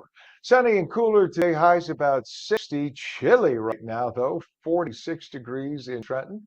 Meteorologist Mike Pavetta with the full Garden State forecast. Mike, this is definitely a open the door to walk the dog and go, ooh, ooh, ooh, kind of a morning. Yeah, Ooh, there's a chill in the air. You step outside and go, brrr, especially tomorrow morning with it being 10 or 11 degrees cooler than it is right now. Probably go sub-freezing in some areas, get down into the low 30s up in northern New Jersey. So real chill on the way. Hey, but the good news is we're dry and we're sunny through this afternoon into tomorrow. A whole lot of clear sky right now in Sussex. 45 is your temperature at 8 a.m. 56 down the shore in Long Branch, 46 back over toward Toms River. We've warmed up a touch, but we're still 18 to 22 degrees cooler than this time yesterday. So certainly cooler, especially with the dry air. A lot of clear sky around. We stay nice and dry through this afternoon. A little bit of a breeze through the morning, but that wind relaxes and stays nice and dry into the afternoon and overnight. By tomorrow, we'll likely see a little bit of a wind shift from the north and then starting to blow in from the east. And that wind pushes in a little bit more of a cloudier scene across New Jersey. So we'll end the day tomorrow with cloudy skies and then bring back kind of an overcast feel on Saturday with the potential for some light spotty showers. That's in advance of all of the rain that comes in for Sunday. Look at the futurecast showing heavy rain coming in throughout the morning, especially down the shore just around daybreak. And the worst of it with the shades of yellow here entering the picture throughout 7 or 8 a.m. So the steady showers get going. This will be accompanied by very gusty winds, and it stays wet throughout the day on Sunday with a lot of wind, especially at the coast, gusts upwards of 50 or 60 miles per hour, thanks to that coastal storm just offshore. So a lot of power here with that system in terms of wind and waves at the shore. Throughout the next few days, we're dry today, dry tomorrow, Saturday, cloudy, and then the rain comes in on Sunday, lasting throughout Monday even. So it's this prolonged wet weather event that gives us a good soaking. How much rain? Well, we'll tell you in your next weather update right here on New Jersey. That's coming up in just a few minutes. all right. Thank you very much, sir. We appreciate it. We got a lot of traffic to talk about right now. Let's take a look at the Garden State Parkway. This is Garden State Parkway southbound, north of exit 132, Route 27. In fact, Pam, I'm going to ask you to bring some up live on the air for us, if you don't mind. If you go to the Garden State, you know what? Yeah, Garden State Parkway, please. If you could pull up the same camera shot that we had before, the 133.1 south of Colonia service area, we'll show you what that's about. So that is 133.1 south of Colonia service area. So you see that on the right, thank you, Pam. On the right side, those cars are headed into what we have. It's about a half a mile from the crash. It is southbound north of exit 132, Route 27 in Woodbridge Township with a center lane block. And that is just causing, you see volume and some checking here as you come up on it. This is going to build until this is taken care of. We also have a disabled bus on the Turnpike Outer Woodway northbound exit ramp interchange 14 by 1 and 9 in Newark with the left lane blocked. Back to the GSP, we have a crash on the Garden State southbound north of exit 144, Route 510 in Newark with the right shoulder block. Hudson River Crossings, Lincoln is reporting 25 to 30 minutes. It's 15 to 20 at the Holland. And we have a mess now at the GWB, upper level specifically. And that's because of a disabled tractor trailer in the mid-span of the bridge, which means they have to go from the Manhattan side backwards and with heavy tow, pull that disabled tractor trailer into Manhattan. In the meantime, you can see on the right side, the upper level is absolutely stopped. People trying to sneak by on that leftmost lane, the right side there. They're not going to get very far because there's nowhere to go. Span is closed right now while they fix that. And the lower level now, you could see people trying to squeeze over and take that. So GWB is now reporting 45 to 60 minutes across. It's going to be an absolute mess making your way into Manhattan. It is 8:04. Get ready, Montclair. The undead are rising again. And no, we're not talking about the candidates for governor. The annual Montclair Zombie Walk is lurching back into town Saturday afternoon, October 18th. It'll be bigger, bloodier, and better than ever. Coordinated by East Side Mags, this year's event features professional makeup artists, spooky merch from Indie Arts Montclair, a crowd of creepy walkers, and the return of the one and only Mr. Haunt for a costume contest that no one will want to miss. Jeff Beck is owner of East Side Mags. He joins us now with more. Good morning, you creepy dude, you. Hey, how's it going, Ken? Good, Jim. I love this. I love Halloween is so fun, and I love the fact that you guys totally embrace it and make it something for the whole community. Because no matter where you stand politically, no matter what, just come out and have a damn good time. I love this. So this is on the 18th, 5:30 p.m. sharp at Montclair Center. How did you start the Montclair Zombie Walk? Greg Payson from Indie Arts Montclair came to me and came up with the idea, and then we just started spitballing. And the next thing we knew, we had makeup artists, people were showing up. We started with probably about 20 people or so, and now we've grown to easily over 60 or 70 people annually who come out. Every year it just gets bigger and bigger. I love it. So now, what's new or different about this year's event? What did you change? Well, not much. It's still the same. We've got makeup artists who come in from 2 to 5:15-ish. We can do makeup for everybody. Scheduling's available at eastsidemag.com under the events tab. You can schedule your makeup appointment with one of 4 professional makeup artists. At 5:30, we congregate. I say a few words. I thank everybody for coming out, and then we walk around Montclair, downtown Montclair, and terrorize the neighborhood, spooking restaurant folks and walking through the Claridge Theater, down Church Street, up Bloomfield Ave. We have a whole route that we do. And then we come back. Mr. Haunt judges our costume contest for kids, teens, and adults. And then this year, special, we have Victorious BBQ, who's going to be serving up what they call zombols, which is your choice of pulled pork, brisket, or portobello mushroom, topped with their slaw and world famous signature barbecue sauce. You say it's pulled pork, but it might be bodies. I'm just saying. You And have it's not. the makeup is only $5 too, right? That's a great deal. So they'll give you Yeah. a few minutes in the chair, a professional makeup artist for $5. That's like unheard of. How did you even find people who would do that? That's great. We're really lucky to have such good friends and such a great community supporting us that everybody just wants to be a part of it, and we're happy to bring anybody in who's willing to help us out. So Jeff, did you have to go to like all of the restaurants and let them know in case when people come in all creeped out and dressed up, don't freak out, don't call the police. This is part of what we're doing today. Does everybody have to be on the same page? Absolutely not. We don't tell it. I mean, we advertise, so I'm sure the businesses know what's going on, but we don't really announce that we're coming. We just kind of wander through. And I'd like to reinforce that we are Night of the Living Dead zombies, not 28 Days Later zombies. So we're meandering and stumbling and walking as we go through town, not running at top speed, and we are conscious of traffic laws and red lights, walking signs, stop signs. We don't want anybody to have an accident. So we're safe zombies, Night of the Living Dead zombies. We want the zombies to live another day to say brains, right? That's the goal here. We want to be around. Absolutely. Uh, And it's so what's super the kid route? friendly. Go ahead. Go ahead. Finish your thought. Oh, it's good to say it's kid friendly. Families are welcome. Everybody's welcome because we are safe zombies. So what is the route that you're going to have everybody take, Jeff? So we're going to start at the shop, which is at 491 Bloomfield Ave. We walk up Bloomfield Ave to about Midland Ave, where we wait for the traffic sign to agree with us. We're across the street, come back down Bloomfield Ave.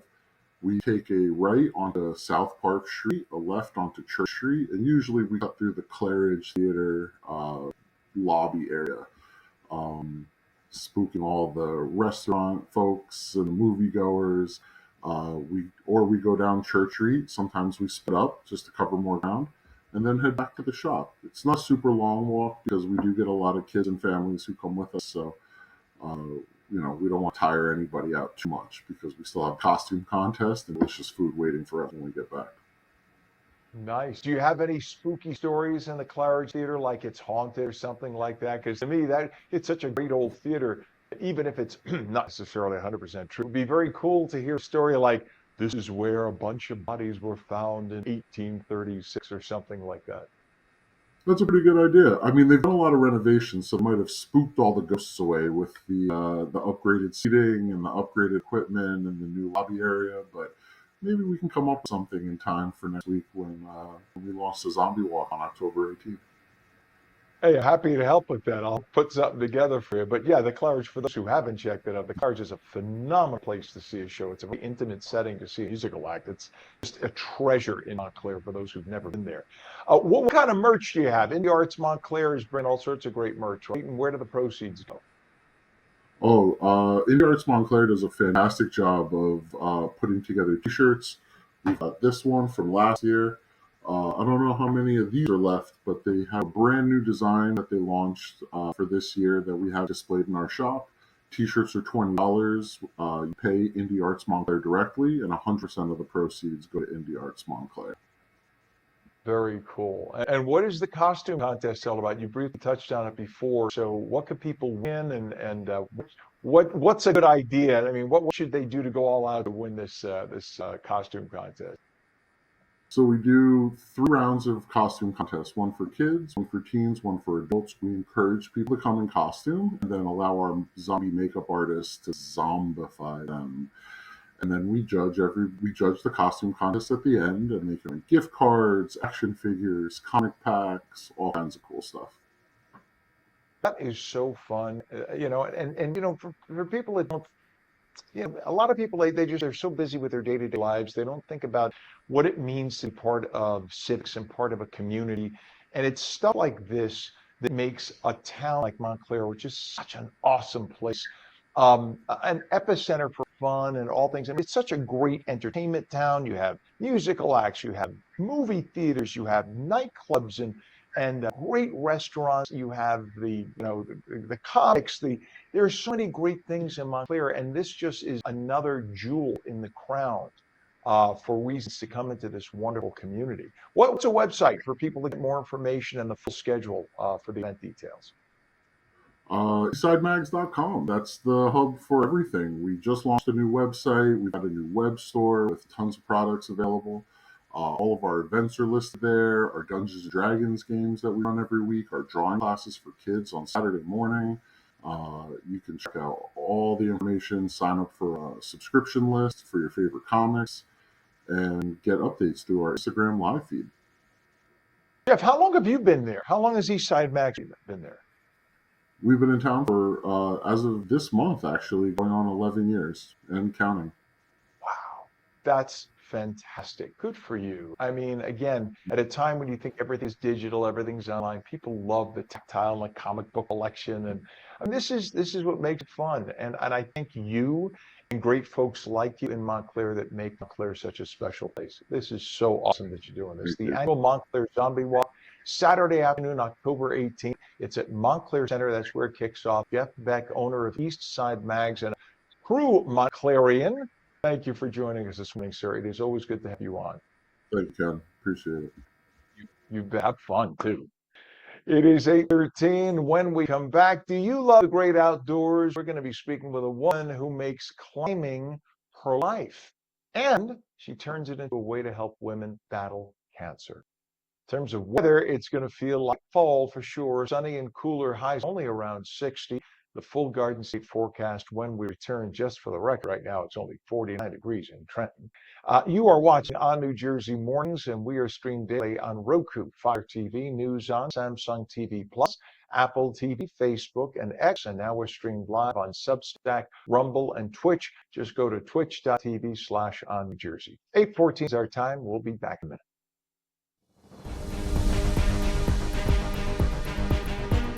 You need to move into clean power. It's going to cost you an arm and a leg, but if you're a good person, you'll do it. Unbelievable. Talk about out of touch. I'm Jack Chitterelli. Politicians like Mikey Sherrill and Phil Murphy just don't get it. They're making New Jersey unaffordable, especially for the middle class.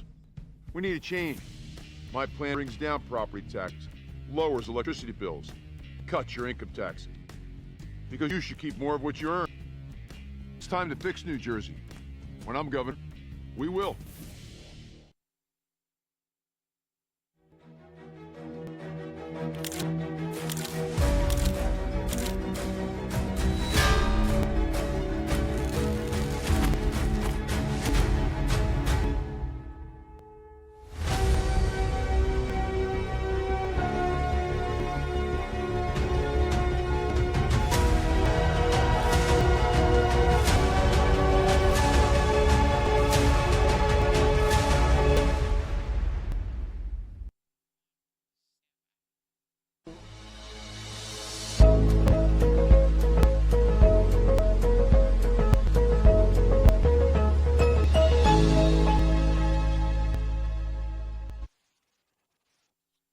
Good morning. Welcome back to On New Jersey Mornings for your Thursday. It is 8:15, sunny and cooler, highs about 60. Boy, what a busy news day. For those who haven't been keeping up, we have two major stories today. We're not going to go to them right now, but just to let you know, for those just waking up, big gubernatorial debate last night. It was on Channel 7 in the New York area, Channel 6 in the Philly area, both ABC.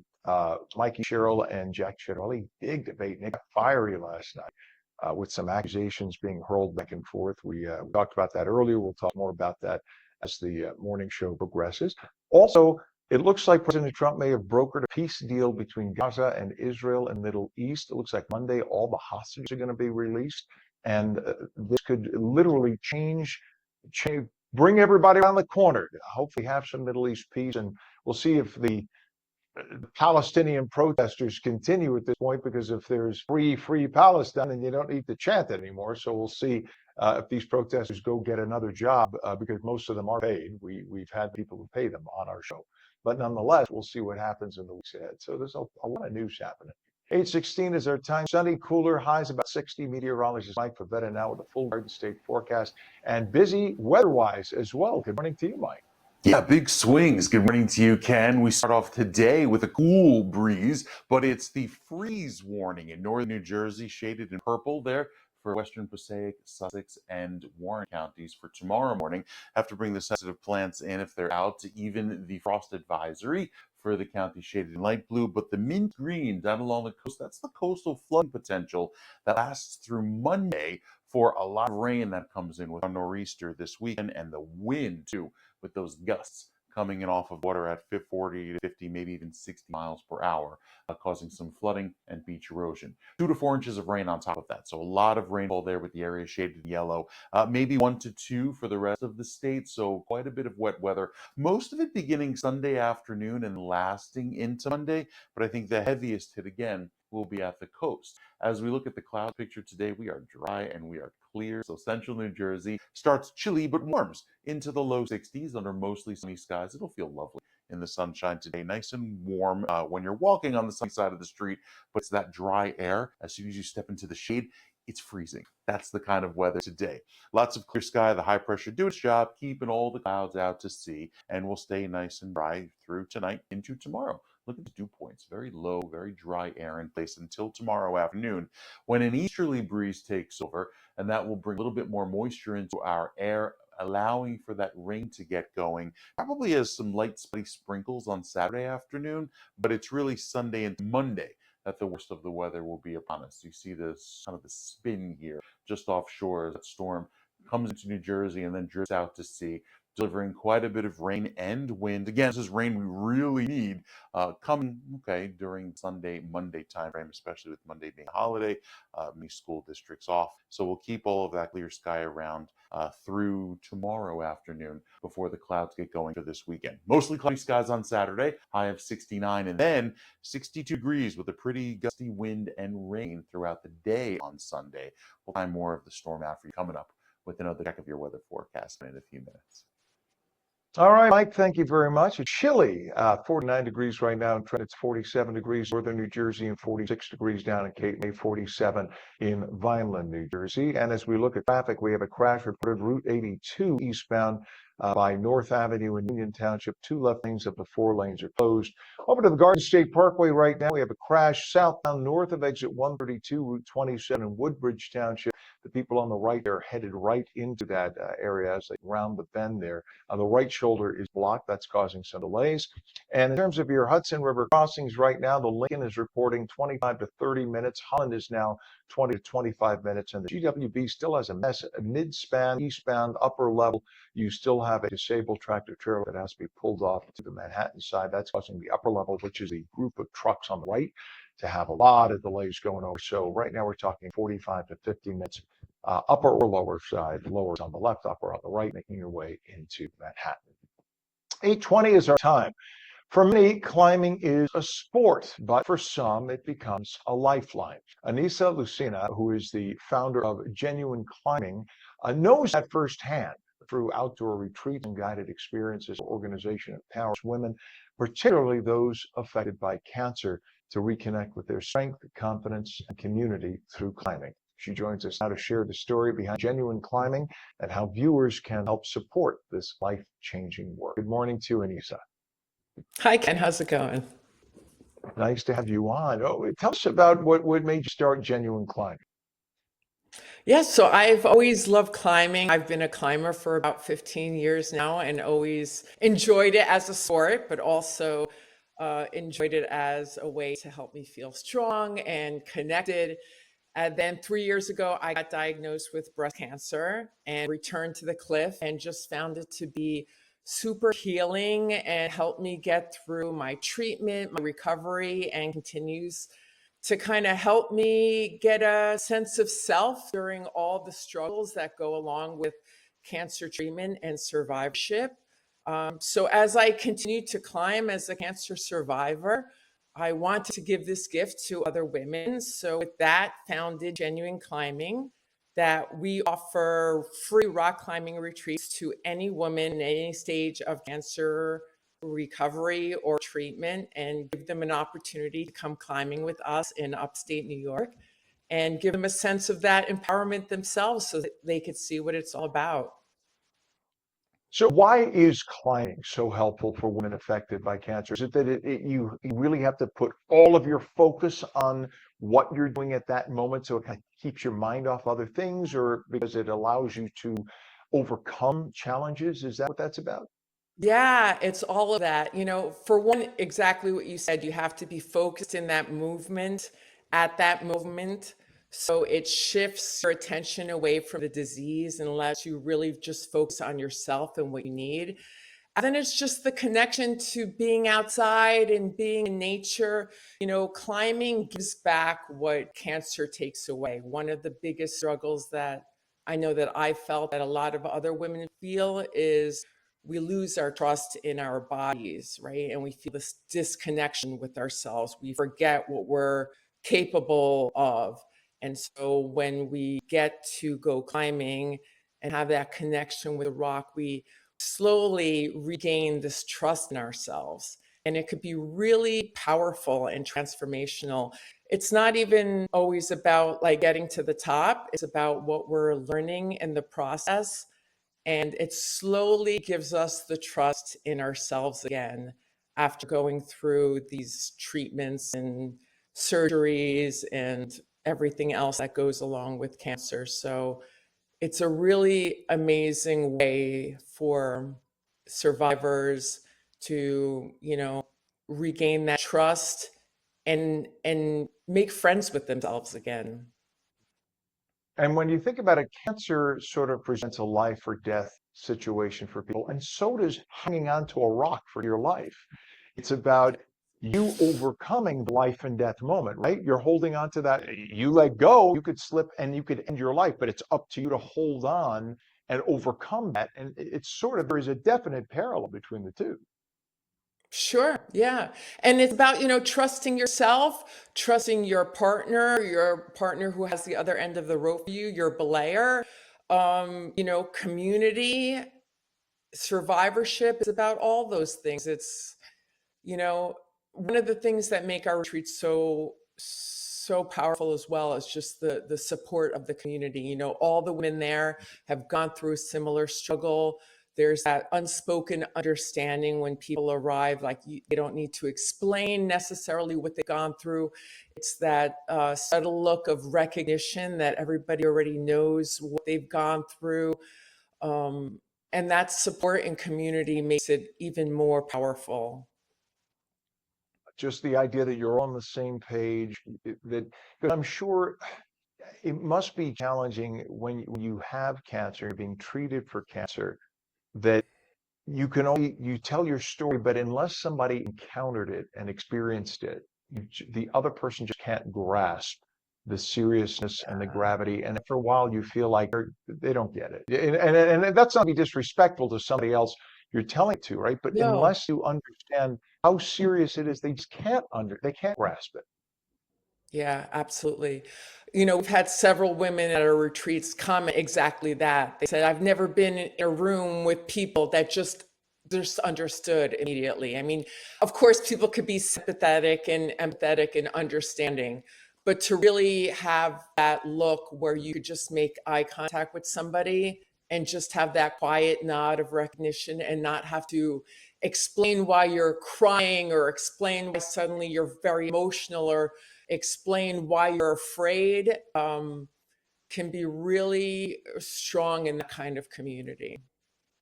And then I'm sure this helps them form a bond, a network with other friends, people who become friends through these experiences so that they could talk about their treatments and their doctors and things like that. They otherwise wouldn't be given that kind of chance to be introduced to other people who are going through different treatments, maybe getting treated in different parts of the state or different parts of the country. This is just a brilliant idea of networking women who have the same challenge, if you will, and the bond of sisterhood and the struggles and whatnot. It's just a brilliant idea.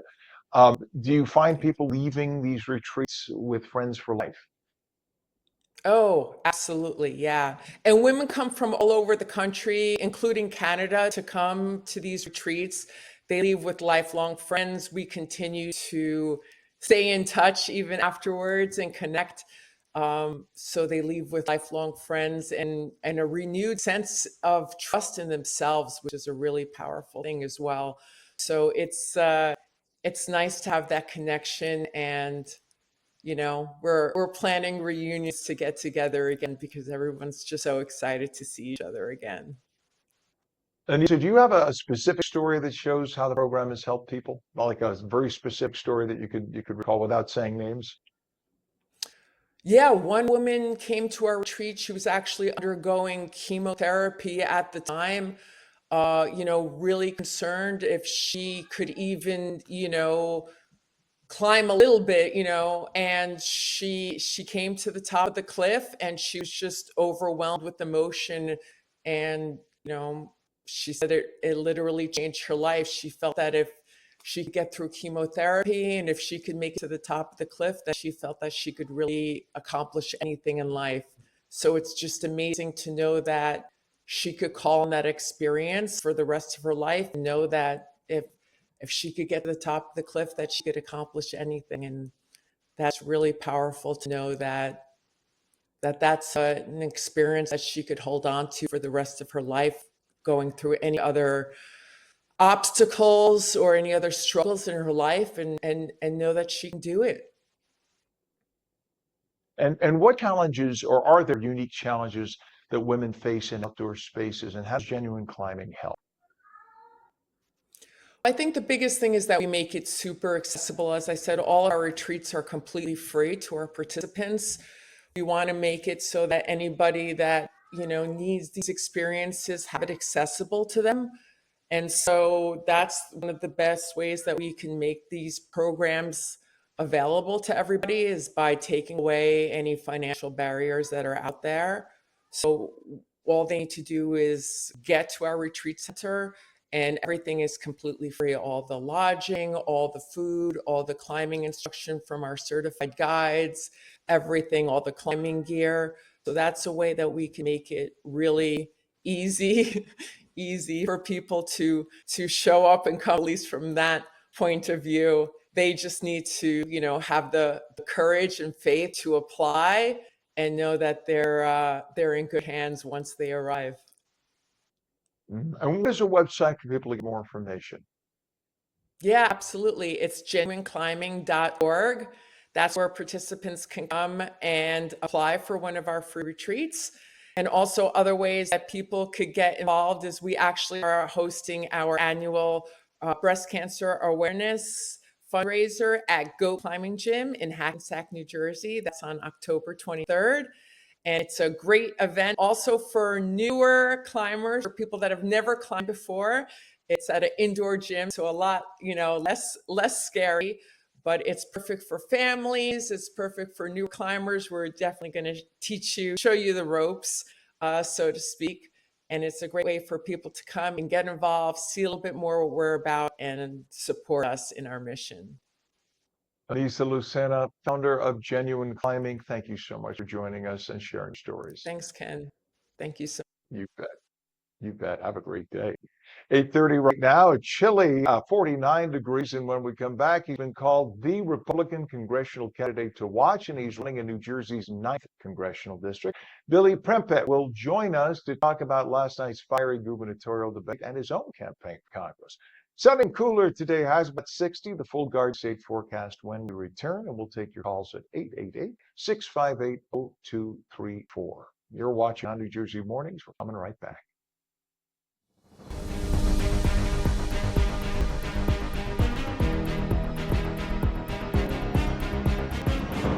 Our Stable Life, New Jersey's first equine wellness center. Are you or a loved one suffering from PTSDs, trauma, or life challenges? Consider non-riding equine therapy, where the soul is touched in the presence of a horse with a certified counselor. Our Stable Life is a non-profit at Bergen Equestrian Center in Leone, New Jersey. We partner with individuals, groups, and agencies to help people recover from addiction, trauma, phobias, and more. Explore equine therapy for healing. BergenEquestrianCenter.com.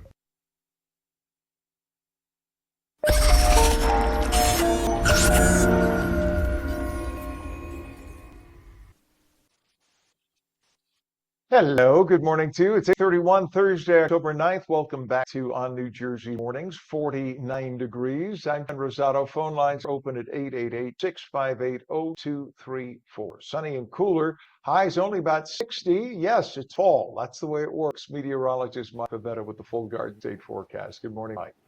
Good morning, Ken. Yeah, I got to get the extra layers out for this morning, especially by tomorrow morning. It will be another 10 degrees cooler. You know, we woke up this morning, the temperatures 25 degrees cooler than they were yesterday.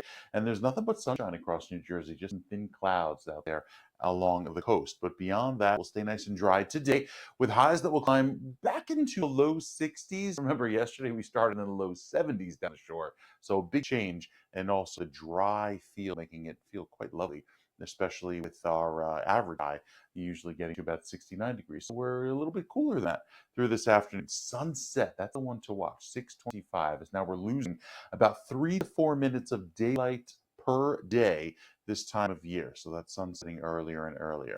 There's the front offshore, but keeping an eye toward the tropics as Tropical Storm Jerry, forecast to turn into a hurricane, stays out to sea, not anticipated to make any landfall, and with that turning up to the north and to the right, missing Bermuda. So that's some good news, according to the Hurricane Center. Our forecast here in New Jersey has a little bit of tropical moisture of its own by Sunday. First, we get the easterly breeze tomorrow, which brings in a little more cloud cover by the end of the day. That keeps temperatures in the 50s only and makes it feel quite cool on Saturday, with a lot of cloud cover around limited sunshine for the start of the weekend, but more of an easterly breeze throughout the day. Then as we head into the end of the day on Sunday, that's what brings back the heavy rain and wind. So here's the high pressure, keeping it nice and clear throughout tomorrow and early Saturday. Then the clouds come in, and you can see this moisture coming up the coast. This is our nor'easter that delivers a lot of wind and rain throughout the day on Sunday, and even lingers into Monday with that wind persisting for the first part of next week. So it's a slow moving system that gives us a lot of wet weather for the second half of the weekend, and even keeps the showers around into Monday. So there's our 2 days of rain, Sunday and Monday. 7-day forecast is clearing by Tuesday and Wednesday, but it takes time for ultimately all of that wet weather to clear out. Good soaking, even down the shore, where you tap into some of that rain as soon as Saturday, and then even more rainfall, up to 2 to 4 inches by the time all of the wet weather pulls out Tuesday down the shore, and then we're back to clearing come the middle of next week. So a lot of rain coming over the next several days. And of course, the coastal flooding, the beach erosion, the gusty winds, all of that plays into it on the shore especially. I think that's where the most impact, Ken, will be felt. All right. Thank you so much, sir. Appreciate you, Mike. 8:34 is our time, and it is a chilly 49 degrees and 47 in northern New Jersey, and we have a mess on the roadways right now. Let's go to 287. This is by Route 27. There is a crash blocking the left lane. Look at that right there. It's amazing when the traffic cam is right where the crash is. I don't know which came first, the chicken or the egg. Nonetheless, that is causing delays on 287, and there are a lot of delays on 287. That's just one, but this is southbound by just north of exit 227 in Edison. Again, the left lane closed due to that crash you see. The crash on the Garden State Parkway southbound, south of exit 136, which is Stiles Street in Cranford Township with the right lane blocked, and an outside agency assist on the New Jersey Turnpike westbound exit ramp interchange 8 by Route 33 East Windsor. All lanes closed to traffic until 8 p.m. Do you hear that? That is New Jersey Turnpike westbound exit ramp by interchange 8 Route 33 in East Windsor. You can't get off that exit ramp because of some issue there. And they're saying when they have to call in an outside agency, that means it's not going to be a quick fix. That's why it's going to be a mess until 8 tonight. Back to the Garden State, we have a crash on the GSP southbound north of exit 132, Route 27 in Woodbridge. And we go over to our Hudson River crossings. It's currently 30 minutes at the Lincoln, 25 minutes at the Holland. GWB upper and lower level still have a bit of mess with a disabled tractor trailer on the George Washington Bridge, upper level eastbound by Midspan and Fort Lee with 2 right lanes blocked. So let's take a look at the GWB crossover point. You'll see that mess. On the right side is the upper level. They are just jammed, as you can see. It's going to cost you 45 to 60 minutes if you're making your way to Manhattan on the GWB. 8:36 is our time. He is a veteran and a proud New Jersey resident. He's being called the Republican congressional candidate to watch. Billy Premp is running in New Jersey's 9th congressional district. He's here this morning to talk about last night's final gubernatorial debate and his own congressional campaign. And we welcome Billy Premp. Good morning to you, Billy. Good morning, man. Good to see you. Good to see you. Did you catch the debate last night? I had my popcorn ready. Absolutely. And I think after last night's debate, I can say without a doubt, I am even more confident in Jack's victory coming in November, even more so than I was at previous debate. I'm with you. You know, not for anything, but the one point where Mikey Sherrill basically said that Jack Ciattarelli is guilty of murdering tens of thousands of New Jersey residents. I mean, not only was it not well explained on her part, so that watching you're like, what the hell are you talking about? She literally like throws curveball, and you think, I mean, I'm a journalist. I didn't know what she was talking about. I had to look it up. I'm like, what's she saying? So you have to know the background. The Jack Ciattarelli, one of the companies he had, he's a CPA by training. One of the companies he had published publications for medical, pharmaceutical companies, etc. And she was trying to make the point that he published some guidance for opioids that basically said they were less addicted than they actually were. All right, can you follow all of that? Right there alone, that took me a minute to try to explain. Can you imagine trying to tell the average voter on the street who's worried about getting their kid to school and what? And she's saying that because of that, that somehow Jack Ciattarelli, is responsible for the death personally of tens of thousands of New Jersey residents. This is a tough sell. Well, you know, the thing that's funny about that is whenever they don't have any substance to deliver, they'll start hurling insults and making other reasons as to why they paint the other person as the bad guy. I think the reality is that her plan for energy in this state is going to not only cause gas prices and energy prices to go through the roof, but the previous governor has already not seen a good vision of it in the same way that they've been doing already. So I think that what's happening under the position she's trying to push forward, I think it's going to lead to even more hardship across the state that we can actually see and pinpoint where it's coming from. I mean, the previous administration's already not on board with it. Yeah, well put, Billy. I mean, you have Governor Murphy, who, you notice that she doesn't include him in much of her campaigning. You don't see any Governor Murphy support for Mikey Sherrill or vice versa. But Governor Murphy even said, Mikey, you can't really do what you're saying that you want to do in terms of energy. And the Democrats in the state legislature are not behind her on this. So how does she think she has the power to somehow on day one change energy when it's her party that caused the energy crisis in New Jersey by forcing the shutdown of 6 energy plants? Well, the reality is she doesn't, because I can tell you that seeing the way that she's moved lockstep with the Democratic Party already, I can guarantee that as soon as she gets in, she's not going to turn her back on the same party that helped get her there to begin with. And like you said, the reason why she's not campaigning or showing off Governor Murphy is the same way that she wouldn't show off Kamala or Joe Biden. They just are leaving a very terrible taste in the mouths of a lot of people across America, especially here in the state of New Jersey, where President Trump was very close to flipping the state overall. We've seen the trends. There's more Democrats that are leaving the party for the Republican Party than there are Republicans doing that in reverse. And we're all across the state helping get people registered. And I think that this is going to be a very, very positive victory. I think everyone's seen front and center what her policy plan is. There is no policy plan. She just flew a helicopter. That's about all she can really tell you for the most part. And with all due respect to her, and you're a veteran, a proud military veteran yourself, and she served 9 years. God bless her, and thank you to her and her husband for serving in the military. That's honorable. But of course, then it harkens back to the fact that she made the whole epicenter of every one of her campaigns, from when she ran for Congress to now that she's running for governor. 5 years later, she keeps talking about the fact that she was a naval helicopter pilot. Okay, thank you for that service. But don't you have 5 years of congressional experience to talk about? You notice that in any of her ads, she hasn't said word one about her 5 years in Congress so far. All she keeps talking about is, 20 years ago, I was a helicopter pilot.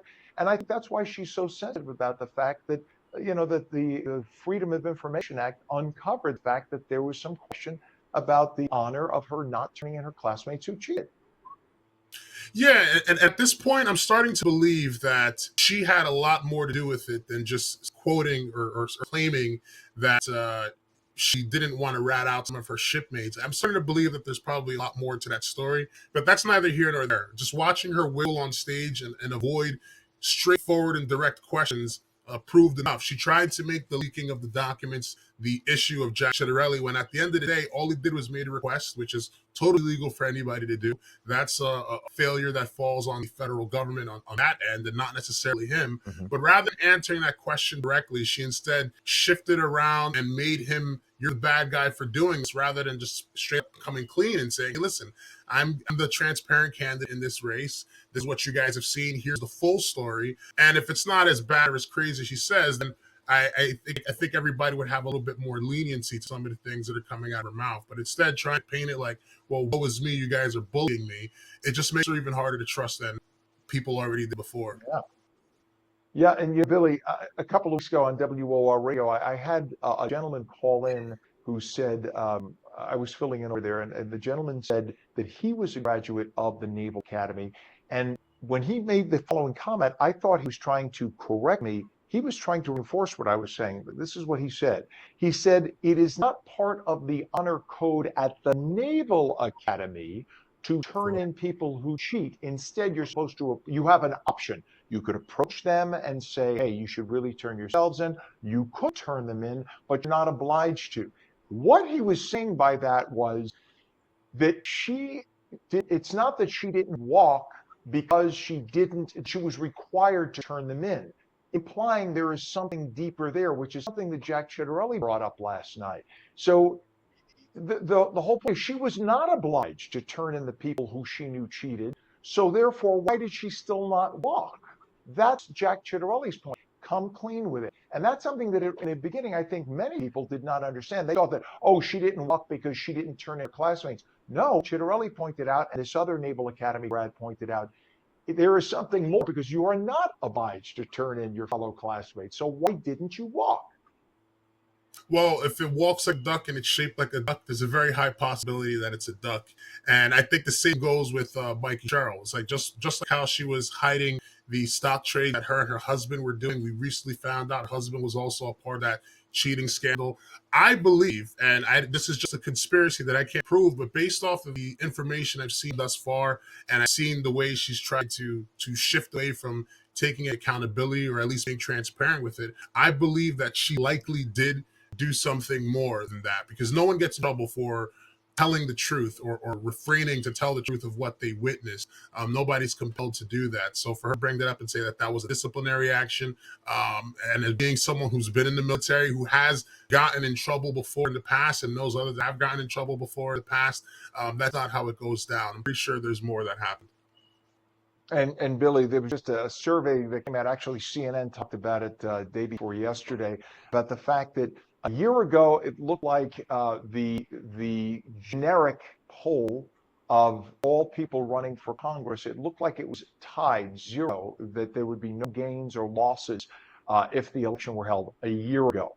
Today, it looks like it's basically the same. That at best, Democrats might get 1 point or 2 points. But usually for midterms, it's usually 10 points in the favor of the party that's not in power. So how do you think that bodes for people like yourself running for Congress for next year? I think it still bodes well for myself regardless. We're making significant gains here in the 9th District, here in Passaic County, especially. We're seeing a lot of people leave the Democratic Party and come over to the Republican Party in droves. A victory for Jack Dorelli across the state also would translate even more so that this state is a lot redder than people think. This district is a lot redder than people think. And I talk to people every time I'm out in the streets or I'm at events, people that I know for a fact were not Republicans at any point or couldn't even empathize with conservative values. Too many crazy things happened in the past 7 months. And the Democratic Party has put forth a bunch of candidates that sound like they're going to be a great candidate or a great person, but when it really comes time to put pedal to the metal, they instead rubber stamp and do the same thing everyone else in the party does that doesn't really represent the American people. So people are really focused on the 9th District race. The RNC is very focused on this race. And at this point, we're just very focused on trying to get Jack Chiarelli elected. This Friday, actually, they're going to be doing a rally for him in Wildwood. For everyone that's out here attending, it would be great for you guys to come out there and show some support. We're trying to get as much momentum behind our Republican candidates for the early voting that begins on the 24th of this month. And right after that, right after November 4th, right after Election Day, full steam ahead with my campaign in the same way we've been going right now. And I'm just very excited about it. And we should also mention there is a rally at MetLife Stadium, 5 p.m. in Lot G tonight. Jack is going to be making pork roll, Taylor ham, and cheese sandwiches, whichever you want to call it, pork roll and Taylor ham, depending on what part of New Jersey you're from. And he's going to be giving them up to fans of both teams as supplies last. That's happening tonight, 5 p.m. The fact that she couldn't even determine, the fact that she couldn't even answer the question and said that she didn't like pork roll or Taylor ham, that's a slap in the face. Every single person that's in New Jersey, now me personally, I know Taylor ham, but the fact they say you don't even eat that, that's how I know for a fact you can't be the governor of New Jersey. That's that right there, full She's stop. not born here. She's not born here. That's part of it too. So there you go. Carpetbagger now. We'll see what happens. It is always a pleasure to have you on, Republican candidate for Congress in New Jersey's 9th Congressional District encompassing Patterson, Billy Prempa. And by the way, Mikey Sherrill is welcome to come on. We've welcomed her on. We have Jack Chiarelli coming on. They're both welcome to come on, and they can refute any of the claims anytime we give them all the opportunity they'd like. Billy Prempa, thank you for coming on this morning. We appreciate you. Thank you. I'll see you guys later at MetLife Stadium. You bet. We'll be there. And it is now 8:47. When we come back, we're heading into a critical election season, so making informed choices at the ballot box has never been more important. AARP is launching a statewide effort to provide trusted, nonpartisan information about the candidates and issues that matter most, and we'll talk all about it. If you're watching on New Jersey Mornings, we'll be right back.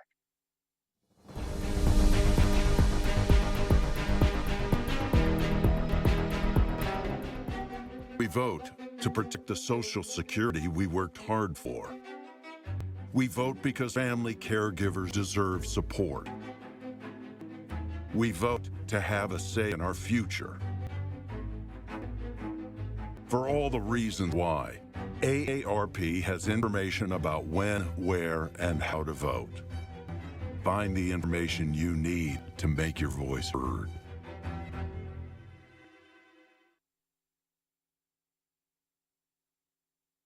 Countdown to Election Day, presented by AARP New Jersey. Visit aarp.org/NJ Votes. And straight to meteorologist Mike Pavetta for a quick last check of the forecast. Good morning, Mike. Good morning, Ken. Hey, Ken, good morning. We've got a lovely feel outside, clear sky, nice dry air. It's one of those days you want to go to the park, go for a walk, because in the sun, it'll feel lovely, even warmer than the advertised 60 degrees in Wayne and 61 in Morristown. We started off about 25 degrees cooler than this time yesterday. Now we're warming through the rest of the morning, but in the sunshine, it'll feel better. Okay.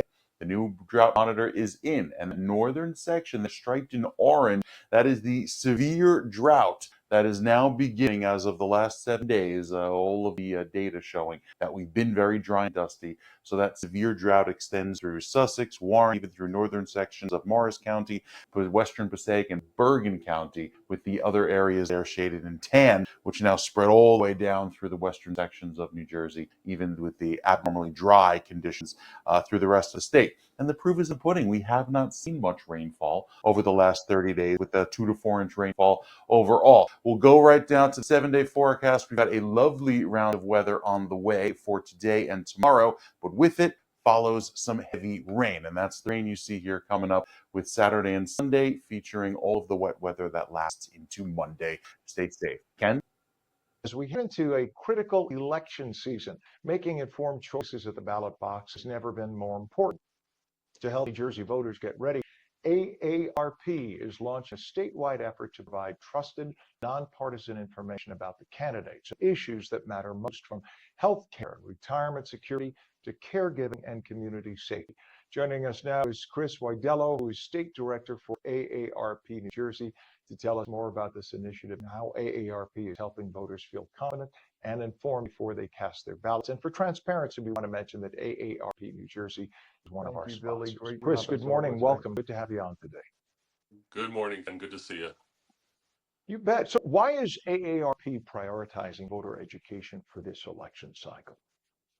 Yeah, AARP has a long history of voter education. We've done this for decades.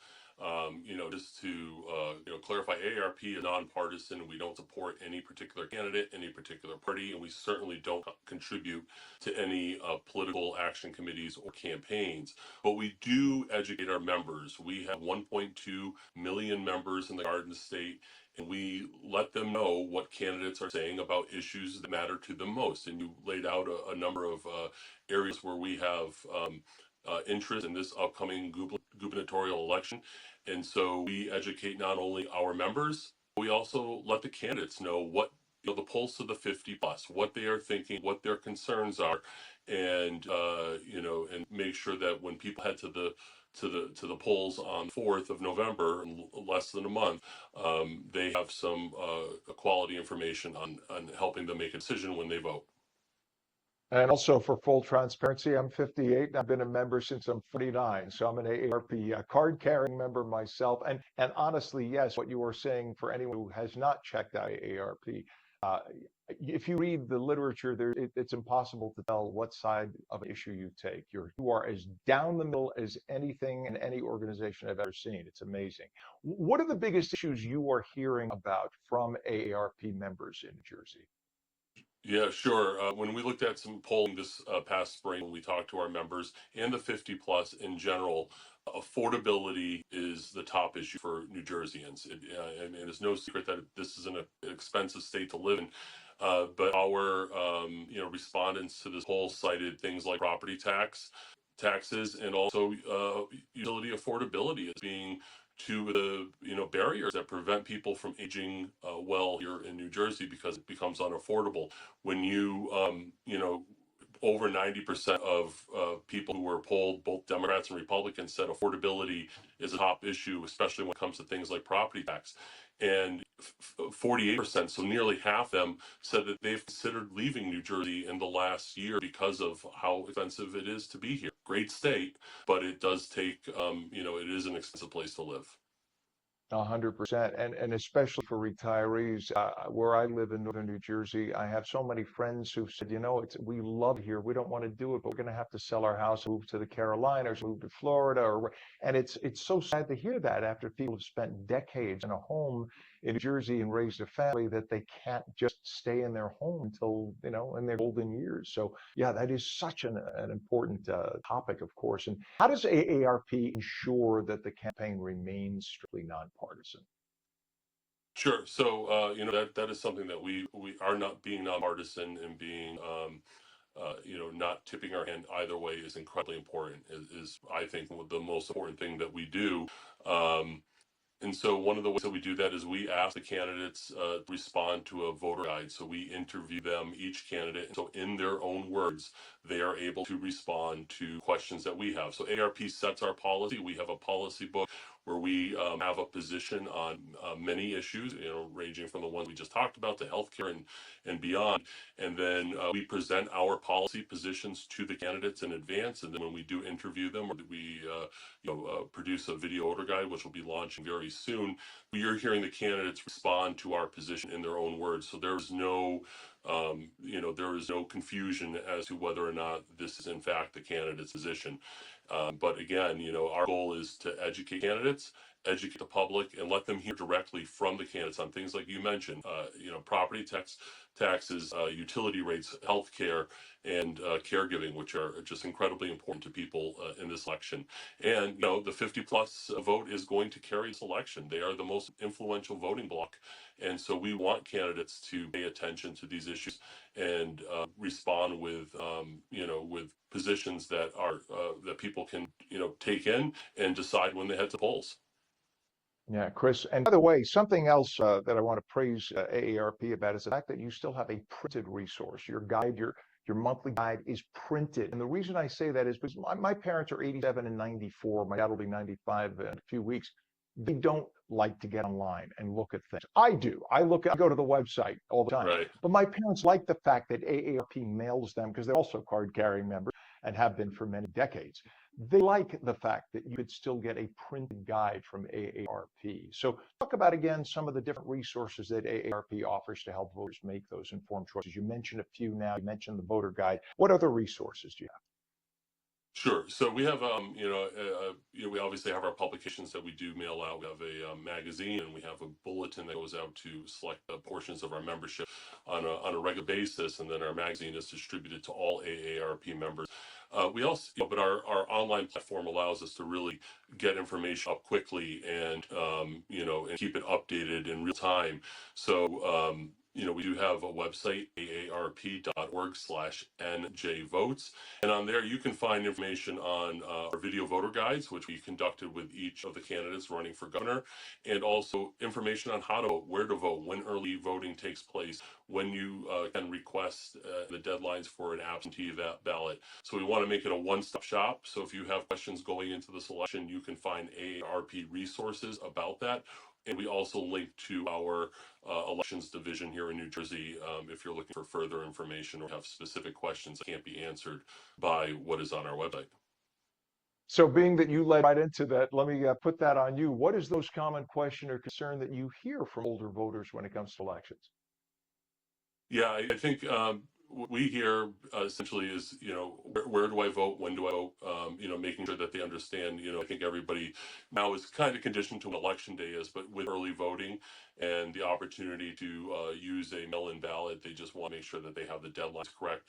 And I think one of the things that we have stressed is sort of the process of filing that mail-in ballot to make sure you do it the right way, that you seal it the correct way and sign it, and, all the steps that are required. Usually it's just the mechanics of it that we need to provide some guidance with, and it's again outlined on our website, and you also link to the state's website for clarification.